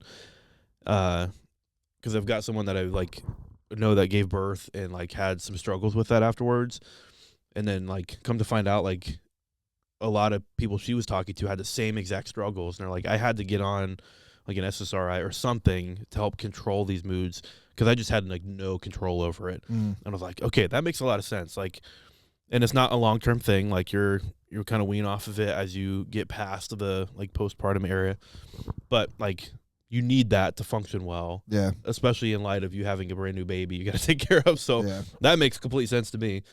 But like relying on things long-term for an issue that really doesn't need fixing, I don't know. Like that's where I have a hard time. I have partaken in I have partaken in psilocybin, magic mushrooms. Yeah. And also acid. How was that? I like mushrooms more. Yeah. Mushrooms are better because it's shorter. It just feels better. Like acid is forever. Acid, it literally is forever. Like it's in your spinal fluid, I guess, or whatever. After shit like that. I don't remember what they actually say. Like, don't quote me. Just Wikipedia it. But yeah, my 30th birthday, I took a full tab of acid. So it's like one little square, like in that movie last night. Yeah. That was a nice little twist. Yeah. When I saw that, I was like, oh, that's like, I think I've dated the chick like that, actually. But for my 30th birthday, I took acid and went to go see Avengers Endgame opening night. How was that? Dude, so good. Was it? So good. So this is a funny story because I do remember everything for the most part. But yeah, I took the tab probably like 30 minutes before the movie started. And it was a sold out show at Bowtie Theater, the historic Bowtie Theater in Schenectady, New York. Right, that's right down from right around the corner from Proctor's. Okay. But yeah, I was sitting there and sold out show. The median age was probably 15, and with their parents, and I had to sit like second front row. So I'm like this already, like melting and also shifting in my chair the whole time as the peaks are happening. Just like children all over me, not all over me, but around me. Yeah, sitting in proximity. And I am just like, I am on acid at that time, just like feeling the effects as also of the movie, as the people around me, like just like melt, like everything's coming together. And that movie was also like, I like that one more than Infinity War. There's like a lot of nerds will say like, no, that Infinity War is way better. And I'm like, yeah, fuck you. You weren't on acid for Endgame, so you have no idea. You didn't see what I saw, man. I haven't seen that movie since either. I don't want to ruin what I remember like at being as epic. But also, nothing since has been good except for the Moon Knight series. I really like the Moon Knight series, and I think like there's like maybe one or two other random Marvel movies I enjoyed. I can't wait for Doom. That's gonna be pretty cool. What effect did acid have on you? Like, what did it make you feel? Twitchy. It's a stimulant, so it's gonna like make you feel a little bit more like extra caffeinated. Yeah. But the visuals become more rainbowish.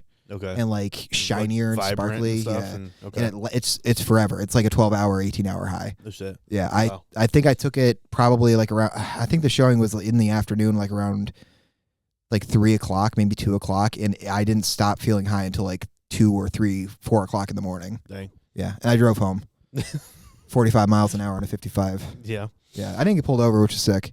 Well, that's the thing too. Is like, so yeah, for that 3 hours, I was high on acid, and I still had like hours left, and I didn't plan for that. I planned for the movie, and then I was kind of like, oh, I'll just like hang around the bar that I worked at the time. Like, I'll just hang out there. And then I remember going in there and feeling super anxious and paranoid because the second that I told my boss, like, yeah, I'm on acid right now, I saw her face like shit. That was the woman I married, by the way. Nice. Or with her husband. Or the officiant. No, I didn't marry He's anyone. Mormon. He's his throuple, yeah. Yeah. I'm a slut. Anyway. I said that because I officiated my sister's wedding, but I kept telling people, like, yeah, I married my sister. No, I mean, I married my sister and her husband. Yeah. I mean, I jerk off to my sister. I mean, no. not anymore. I'm over that phase. Fucking... Yeah, like I had hours, and I told her, and then there was another employee there that was off the clock that hung out with me for a while. Looking at my phone, like, don't ever look at your phone if you're on shrooms or acid, because if you ever take shrooms or acid, 'cause I know you're a good boy, don't ever look at your phone, because the rainbows and the numbers and everything just get like, it becomes a hologram, like a holographic like image. It's wild. That's when the future kicks in, is when you're on drugs. But then yeah, I drove home, and then I told my parents immediately, because I was living at home still at the time. And I had like an hour-long conversation with my parents about drugs and life while I was just high on acid. Nice. And they had just gotten used to me smoking weed like probably like 3 or 4 years before that. So like this was like huge step up for them. Did you tell them you were? Oh yeah. Yeah. Yeah. And then I just hung out in my room for the rest of the night, and I ate like a whole bag of Doritos and just chilled or whatever. Nice. But no, shrooms is definitely the better way to go, because again, it's shorter. It's a natural. It's mushrooms. It's like an actual like thing that you can eat. Yeah. But it also, I mean, look up the research on it. Like, there's talks about that I didn't do my own research. I just know the highlights of it. But like, repairing pathways in your brain, and like helping to alleviate some sense of depression and like other like shit or whatever. Yeah. It also like increases the creativity, man. Like fucking the last time I took shrooms, it really did like give me that opening bit where I'm like, I took shrooms the other day and I realized I'm a blazer guy. Yeah. Yeah. That's funny. Dumb little things like that. Yeah. You know? I've always been like, I don't know why, like in my mind I associated like taking those things to just like blacking out and not thinking, like, because it's strong enough. If you take enough, you will probably like not remember what happened. I think it depends on what type of like shrooms you take too. Because I forget who. There was some podcast where someone did that and they like fell asleep and woke up like a few minutes later, and they're like, I just was in a different place for 3 months. Like I just was living another life for 3 months. Yeah, I believe that. I was like, that's crazy. That this has the power to make you feel that way. Yo, you listen to podcasts of the comedians. You've heard of DMT, right? This is type of the drug. It's another psycho, like another one. It's the chemical that's produced in your brain the moment you die. Nice. That's metal as fuck, right? Yeah, people get high on adrenochrome and like fucking the chemicals. Anyway, but yeah, like your brain or your body creates it like as you're dying to like create that like peaceful sensation, like you're transferring to another world or whatever. Sure. But it's synthesized through a plant that is found in some country somewhere, and I got a buddy of mine who has it in a vape, and he just fucking rips it. And yeah, I'm not kidding. Like he'll just like he goes on a fucking little journey for like 5 minutes, and then he's back, and he's like, oh well, I just I talked to my alien overlords, and they told me that I got to brew this beer this way. Yeah, so you should do that when you're writing your books. I love that guy too. He's awesome. Yeah.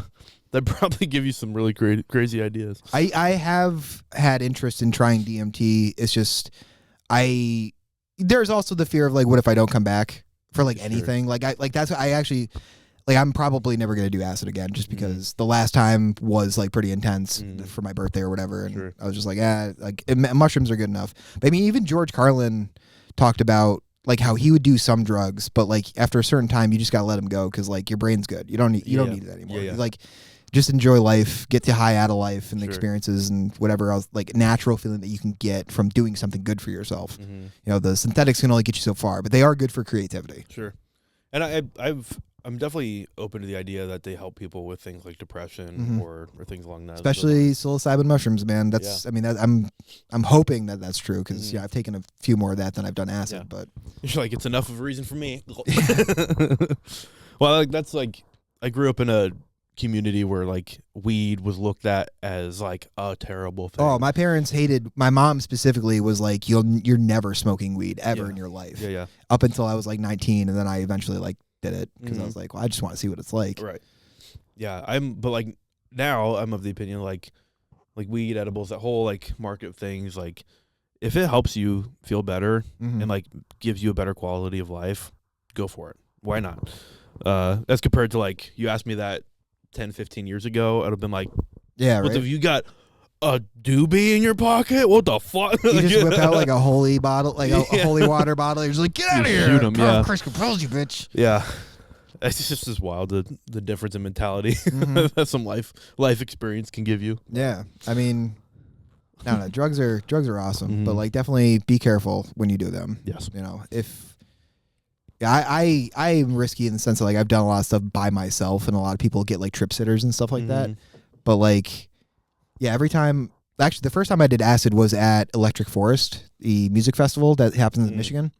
How was that? And that was, oh my God.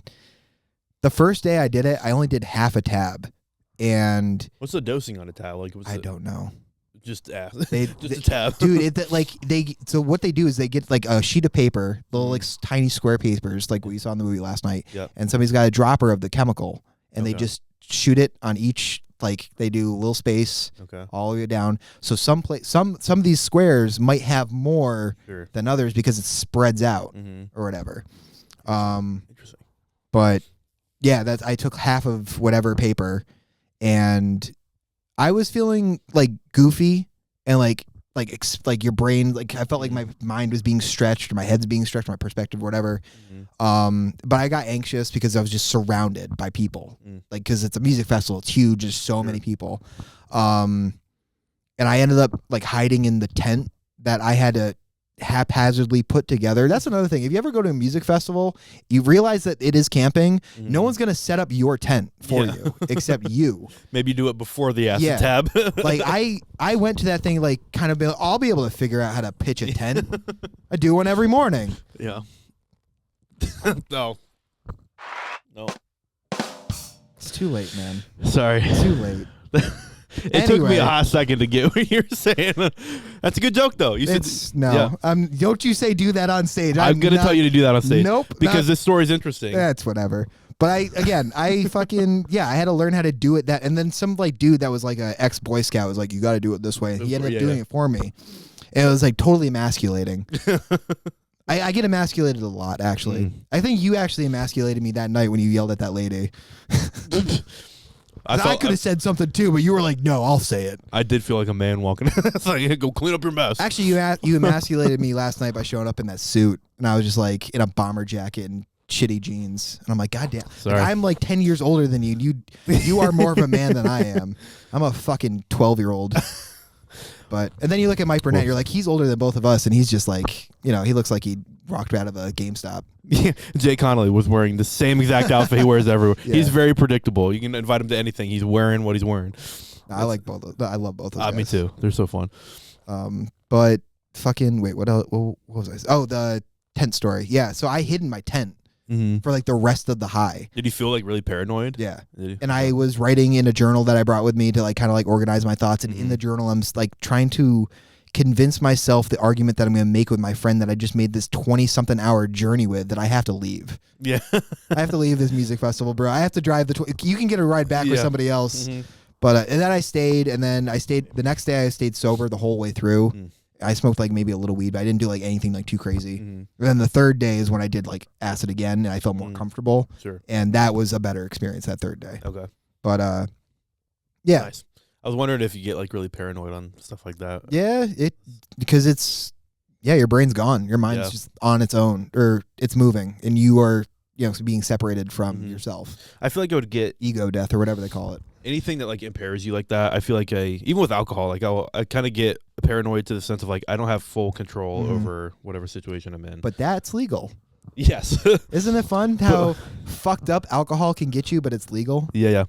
But It's like, wild. I feel like it would be even worse, especially like the first time, like if I like doing acid or something, being in that mindset of like, I don't know what kind of reaction I'm gonna have to this, and like I have no control over myself right now. We'll see what happens. We'll see where I wake up in the morning. Alcohol, like, not to shit on my friends who drink, because like again, I come from like being a dude like was a drinker. Like I enjoyed having a whiskey, tequila, all that shit, whatever made me feel good. But it's just so funny how poisonous this product is, and how much of your life can be destroyed from it, and it's promoted at every corner. Yeah, it is pushed onto us from like childhood that it's a good time. It's like, oh, this is the fun thing that you do. Oh, you want to take a like straight, you're a little too high strung, so have a little sip of this kind of thing. Like a way to like open yourself up, and it can do that. And like I know that alcohol has its like, I don't know, like it's important, I guess, in some religious elements, and like I guess in medical too, because like alcohol can be like used to like sterilize shit. But it's just so funny that this thing, again, it can destroy lives. But it's so open, and then they use that tag "drink responsibly" as is there a way to be like, well, we told you, push the blame off of you. We told you have to be good with it. It's not on me, but you know, and then whatever happens. I mean, you see that's, I think from the last few podcasts that I've listened to, is like that's like the #1 like cause for like a lot of calls, right? Up here especially. Yeah, it's I have an interesting. Oh, I feel like my viewpoint's changed on it. It's like, again, like growing up in like a religious household, like any kind of impaired thing or like stimulant or whatever was looked at a negative viewpoint of like, that's bad, don't do it, stay away from it. But now, like as I'm older, like I enjoy drinking like with friends, or like having a drink of bourbon and smoking a cigar. Like I love that. Like that's fun. I think it like in the right setting with the right people with the right amount, it could stimulate really good conversation. It could allow people to like relax and feel like have a good time. Makes it easier to get laid. Yeah. I have not really been able to get laid as much since I quit drinking. Yeah. No. It's about the same, honestly. It's awful. It's just never? awful numbers. It's just never. It's honestly just a number. No. Actually, well, wait till this podcast comes out and that number's going to plummet. Yeah, no, it's not going to happen. No, the last girl that I was dating when I was sober, she was drinking. And that first night, she wanted to hop on it. And I was like, I can't do it because you're just, I personally just don't feel good that you are and I'm not. Sure. And the other stuff happened. Other stuff happened. Actually, fun story about that. So that night, she owned a husky. She still owns a husky. I don't talk to her, but I know she still does. Owned a husky is like past tense. Something happened to that husky that night. She let the dog out while we were smoking her little a separate room, and then I was like, all right, I gotta use the bathroom. So I got out of that room and I walked out, and I noticed on the ground a really like fucking realistic looking chew toy. And I was like, wow, does she like taxidermy like a beaver or something that was like for her dog? That's awesome. It's so cool. And I say to her like, hey, this is a really cool taxidermy chew toy you got here. And her response was, I don't have a taxidermy chew toy. I was like, what? She's like, yeah, I don't have this. I'm like, okay, so what is this beaver doing in your living room right now? And she's like, what beaver? I'm like, come here. She looks down. She's like, I don't know where that came from. And then we both look at her dog, who's just like, this is an actual beaver. Yeah, he fucking killed a groundhog. It was a groundhog. No shit. He killed a groundhog, brought it up into the living room as a gift for her, and just like put it down. It was like, what do you gotta do it? Like, what are we gonna do? Yeah. So I had to be the adult man, because at that point I'm thinking like, who's gonna take care of this? Yeah. Fuck, it's me. Oh, fuck me. Like, because I'm like. Because obviously she doesn't want I feel anyway. So like I did it, and like in that point, I'm like in that moment, I'm like thinking like I need to call somebody else to take care of this, blah blah blah. But I ended up like taking like a towel from her bathroom that she didn't give a fuck about, which is funny because like when I brought it out, she's like, "Oh, the pink one, huh?" And I was like, "You fucking damn it! You told me you didn't care about any of these." But I brought it outside and then found out that I left my keys at one of the bars that we had gone to. I wasn't even fucking drunk, and I left my keys at a bar. Nice. There's so many drunk people who do that naturally. Yeah. Anyway. That seems like a night. Yeah, it was a night. Very unforgettable. Very I'm never gonna forget that first date. Yeah. But yeah, you know, she and I ended up not working out just because it's like I'm a pain in the ass and my personality is just fucked. First date starting with a dead beaver is kind of a. You want it to be alive, You right? think it's only uphill from there, but yeah. You want to kill the beaver on your own, really. Yeah, that's like a masculine. Yeah, you want to be the one that's like, I'm a hunter gatherer. Yeah. Go out there and collect your dinner. I'm gonna smash that beaver. I'm gonna show that beaver who's I'll who. beat that beaver up, bitch. Beaver never saw it coming. This dam didn't. I don't know. This damn beaver. Break down the dam. Damn it. Damn Yeah, fucking. This is There's called gotta be punt somewhere a bomb. in there. Yeah. This is a writing session. Which is shut up. We're thinking. It's cool to hear people on the podcast like work out bits like that. Mm-hmm. Like I like re-listening. Well, not re-listening, but listening to you and Blake and Will, the last one. Like hearing him, like Will talk about his midget bit. Yeah. Yeah, that was great. Is he doing it? LPs. Yeah. Is he doing that on stage this past week? Yeah, he's been doing Okay. it. It's really cool. Nice. And actually, like hearing that, I was wondering if like any of you guys have seen the movie Tiptoes with it's Gary Oldman's role of a lifetime. I've not seen it. Yeah, it's a movie about little people and how this woman like is like dating a guy who is born from little people, but he's a normal size because they have like a 50-50 shot. Is this what's his name? The handsome dude with Brad? the Lincoln. Yes. With the Lincolns or whatever. Yes. Brad Pitt or no? No, it's Bradley Cooper? No, it's the dude from True Detective, first season. What's his name? All right.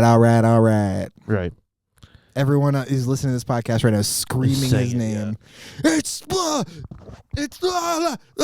Anyway, if you like this episode, then somehow that'll why can't I telepathically think of tell his us. name either? I hate this shit. This is why I guys quit smoking weed. Yeah, you have the Googles.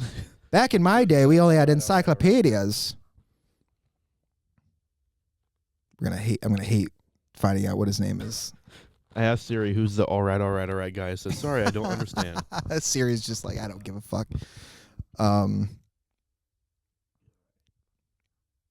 You have to like cut all of this out. Matthew McConaughey. Yes. McConaughey. Cut right to this point. Matthew McConaughey. Yeah.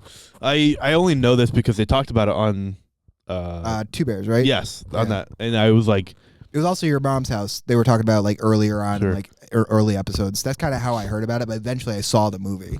is it good? No, it's interesting though. Is it? It's cut up. There's like there's like almost 90 minutes worth of footage that's missing from the film because they had to cut it down. Oh. How long was it? I think like close to a 3 hour long movie. No shit. Oh well, it's supposed to be a 3 hour long movie. Sorry, so it was like an hour and a half. Yeah. It's kind of like another comma or a dramedy. Yeah. But yeah, again, the story is like the woman's like dating a dude who is normal size, but his family are all LPs, and Gary Oldman's his twin brother. I'm pretty sure that's like an LP, and obviously Gary Oldman is not a little person, a midget, and he's just walking around on his knees the whole movie, and like there are all these prosthetics or whatever. But yeah, it was just I love the fact that I watched that movie and then I'm like hearing this dude like make fun of him, and I'm just like. Yeah, man, they are little goofy little gnomes. Yeah, I thought about doing I didn't really write anything out. It was kind of a funny premise. When the live action Snow White movie came out, there was like some follow up about like dwarfs being mad that they weren't casted. Yeah, Dinklage was okay with it. He was like, I think he was the one where it's just like you know, just because I'm a midget, I don't want to be typecast as like a little person, like character or whatever. And then like that other the comedian that's a LP, he was the one that was like shitting on. It's like Brad Williams. I think so. Yeah, he was the one that called out Dinklage about it. Yeah, which I was like I remember reading this article. I was like, there's all these people that are mad that they didn't get. I was like, is there really though? Like, how many dwarf actors are there out there? I mean, the range only goes so high for him. So. Yeah, you can only set the bar so high. Yeah, exactly. I just thought that was funny, like that would be a thing they were upset. I guess I get it a little bit, but it was also just funny to me. If you're an LP, I love you out there. You're fine. A little person. You're cool. I'll tussle your hair like a little child. Yeah. They probably hate that. You can walk in between us. We'll swing you like your parents did walking in the grocery store. Yeah. There he goes. He's flying. Didn't know I could throw you that far. I thought you were pretty dense. They're pretty dense. But yeah. where do we go from there? LPs is like the we peaked at that. Why was even? Again, I do this all the time where like I'll bring up something else and then forget exactly like what we were talking about before. But. What's so we talked about your show. You just produced a show last week at second ever show, and that was at Stella Pasta Bar upstairs, the historic Van Dyke Music Club in Schenectady, the Stockade. Yeah. How'd that go? Well. I'm not usually hosting any of these mics or whatever. Like I guess I could sign up for the Comedy Works to do it, but I just wanted to jump into it, doing it myself for the most part. Because if you're gonna do it, why not just do it yourself? But yeah, it's definitely a fun experience. Definitely, great venue for comedy. That room can seat up to 100 people. I only got 30, but it's also cold. It was the day after, 2 days after a like crazy snowstorm, and I probably could have papered more around Schenectady and like promoted a bit more. But also on a weeknight, it was Wednesday night. Yeah, that's really good for a turnout. Yeah, which is because I'm always back and forth with like weeknight and weekend shows because like either way, I feel like it could be good. But yeah, again, like really cold weather weeknight, just a little difficult to get people. But again, yeah, like you said, really, and also having a good headliner, Rich Williams being my closer. Yeah, dude's awesome, man. He got his laugh per minute is solid, really good. Yeah, like the people came specifically for him for my show. I have kept hearing because he's like a really popular. Well, he's like a well-known comedian in the area, but I don't think he puts himself out there like super much. Like he doesn't like do like a lot of social media or stuff like that. But I've like been hearing his name for 2 years now, and I've not met him until an open mic like 3 weeks ago. He showed up, and I introduced myself, and I still didn't know who it was. And he was like, "Yeah, I'm Rich Williams." I was like, "Oh my god, I knew I've been wanting to meet you for forever." And then he went up and like crushed. He did really good. And then I knew he was going to be on your show, and I was like, I really wanted to get out and see it, but I couldn't. But it's all good. I'm glad that he's around to have like a headliner. He's also like not to like show too much behind the curtain or whatever, but like his set is like exact every time, like right down to like the weight to the beats or whatever. Like he knows when to stop and like what works. And again, like he recites it, and like it's he can riff a little bit, or like he was riffing at the show because so Cannabicity, local cannabis shop in Schenectady, sponsored the show, which was awesome. Nice. And the dude hooked us up with some goodie bags. So I got some edibles, some pre-rolls and shit like that. Yeah. And Rich brought up the goodie bag as part of his set and just went through all the items and was riffing and made jokes about everything. Nice. It was getting laughs out of it. It was awesome. That's cool. So like that was like a moment of like him showing like his improv chops. Yeah. Which is like he's got them. Dude's been in the business for like 30-something years. So like you would hope. Right? I didn't realize this, but when we were talking, he said he has written for like MTV shows before, which is Mateo Lane, the other comic that I did. He like reviews some of those shows, like we'll watch them and like just like it's really funny. But a lot of the shows that he reviews is one that Rich has written for. Oh. So I was like, that's really fucking cool. Like just to meet you, like I'm almost kind of honored because I hold those shows like in kind of a high regard just because of like MTV back in the day was a lot different than it is now, and like it was really something that people enjoyed. So not that they don't enjoy it now, but I think it held a different standard back then. But yeah, that's super cool. Yeah, he's awesome. Super cool. But it really helps having a closer, like a real closer. Yes. Like I mean, you've experienced that yourself. I feel like it was either you or Kay or Patrick talking about shows, or maybe Sean, with like the 4 people that have podcasts in this district. The one thing that I realized right before going into the show is, fuck, I need a cash float. Cash float? For door tickets. Sure. Because, like, I can assume that everyone's going to use, like, Venmo or Cash App or whatever. But then I had a few people show up that just had cash. So I was glad that I stopped at the ATM. Yeah. But that's, like, one of those few, like, I'm thinking about all these things I need for a show. And then just this one little simple thing I almost forgot that would have, like, been really, like, I gotta go to the fucking bar and, like, see if I can borrow money or whatever. Right. Other than that, like, it is nerve-wracking. But if you've been doing it long enough, in the sense where you are confident, it will just go by like you've been doing mics. Sure. So there's an added pressure that people have paid tickets to see you try to make them laugh. Right. So use your best stuff. Right. But like again, if you've been doing it and you feel comfortable, like just jump into it. Just host wherever you can. So and like produce like whatever businesses that have a space that are willing to like have a show happen. Like the eatery, bar, whatever, cafes. You know, if you can get like a local theater, like one of my thoughts is like hitting up Mopco. Sure. Because they have like a 50-foot, not a 50-foot, a 50-seater. Like little theater, space. like black box thing. Are they in Schenectady? Yep. They're right on North J Street in Schenectady. Right down the road from Villa Italia and other Italian restaurants that I'm able to name right now because I don't go down to Schenectady, that area of Schenectady too much anymore. But they also have the Sawmill and Hunters on J Street. That's cool. Sorry. I was getting like a text about a call that's going on that was like, it's kind of a high acuity thing. I was like, oh, this is kind of interesting. Oh, a high cutie? High acuity, yeah, like a serious. Oh, high acuity. Yeah. I thought you said high cutie. Yeah, it's a high cutie call. Like, ooh, baby, what's up? Like, no, it's a babe. It's a high cutie. It's a babe straight It's a around hottie somewhere. that's high as fuck. Oh, Yeah, okay. yeah. Oh, okay. Like a little baby that's just flying somewhere. No, shit. God, I'll get them right sometime.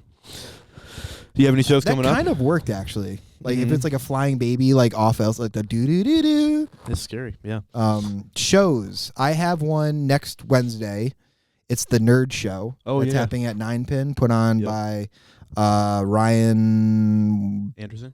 Anderson's. Right? Anderson's, right? I think so.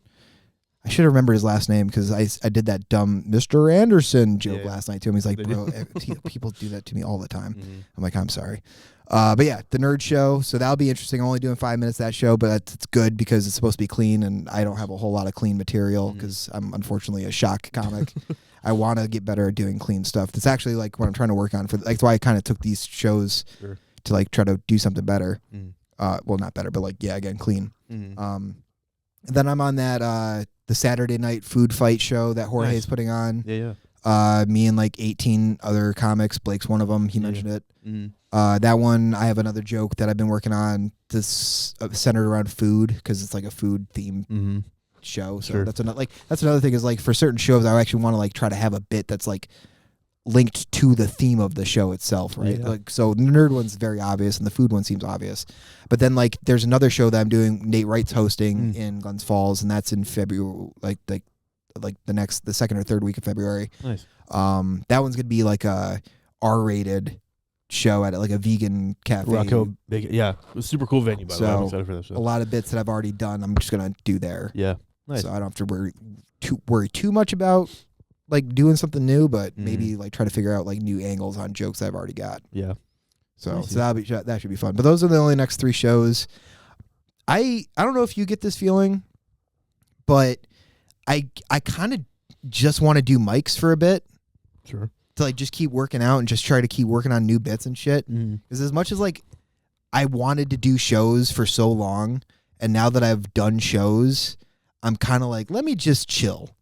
Let me just chill and like work on like new stuff. Try to get new stuff. Just try to keep working on writing other stuff. Yeah. Because like as much as I like the added pressure, like the added time, and like having guaranteed audience and maybe possibly making money from like making people laugh, like just the workout of going on stage and like just doing some shit for like a few minutes, that felt is more comfortable almost. But I feel like it's just because I'm also like maybe more comfortable with it because I do that more than anything else.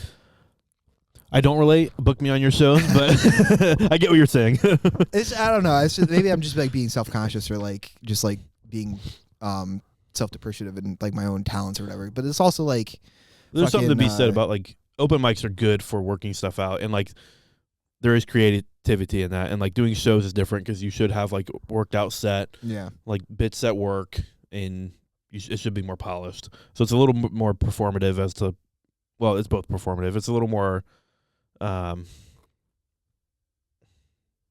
pre-planned, I guess, as compared to like open mics are just on the spot, like make people laugh. So I do get what you're saying.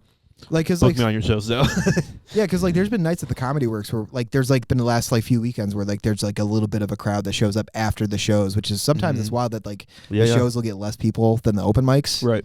Which is like I don't feel bad. Fuck them. Yeah. But like, they had their crazy audiences. Yeah. But like, some of those nights are fucking fun just because like we get a random, like we just fuck around and, try to see what works. Yeah. And it just seems there's like element of fun. Just, I don't know. Mm-hmm. But yeah, again, there's like added pressure with being prepared for a show and like, creating a set, like how I put something together. I had to like, create, put all these jokes that I know work, or maybe I'm like new ones that I'm hoping that are working. Mm-hmm. and just like reciting and like re-listening to this one recital that I recorded 3,000 times in a day just to like hear myself say the same things I've said already. But that's good shit though. Not enough people do that, so keep doing that. Yeah. It makes me like feel like I'm going crazy though, because like just constantly hearing myself. Like even right now with these headphones on, I can hear myself, and it's like I don't know. It's a little weird. Yeah, reminds me of like being on Xbox. Do you ever do that thing where you like put a slight delay in headphones? Like there's a thing in your phone you could like an app you could download, and it like really throws off your speech to where you get like you can't speak clearly. Like you almost sounds like you're having a stroke. I haven't put a setting on like that, but I've had it happen. Yeah, and it's definitely like a little kind of disorienting, isn't it? Well, nice, dude. We'll probably wrap up here soon. Is it 2 hours? Almost 2 hours. Really? Yeah. Wow. This happens all. Like I have no concept of time. Like even like on stage. Yeah. Like when I think like I have more time than I do, and I don't. Yeah, they're like lighting you for the third time. And I'm like, I can't believe this has been 4 minutes already, 5 minutes. Yeah. Like even like the show that I just did, like the 15 minutes didn't feel like 15 minutes. Right. Yeah. It's hard to judge time on stage. But yeah, like you're having fun, right? So yeah. Next time I'll clear it with my job. We'll pop it some acid beforehand. I'll get it. No, don't do that. Yeah, don't do that. Don't do that. We'll start you off slow. We'll get you weed first, and then we'll work your way up to actual psychedelics. For legal reasons, I'm joking. All right. Well, hey, this was fun, man. I appreciate it. Again, this is my first podcast ever, so yeah, that's thanks for busting my cherry. I'm glad I could do it. Well, I'll put your links to like the books and stuff and social medias in the description. Appreciate it. Go follow that. Go check out those shows that he just mentioned. All that's listed on Albany Comedy. I think all those shows are on there. Yeah, we'll be promoting them if you follow us. Like all of us will be promoting. We'll keep promoting it like each week until it comes out. So yeah. Well, sick, dude. Thanks for coming on, dude. Yeah, man. Thank you. It was fun.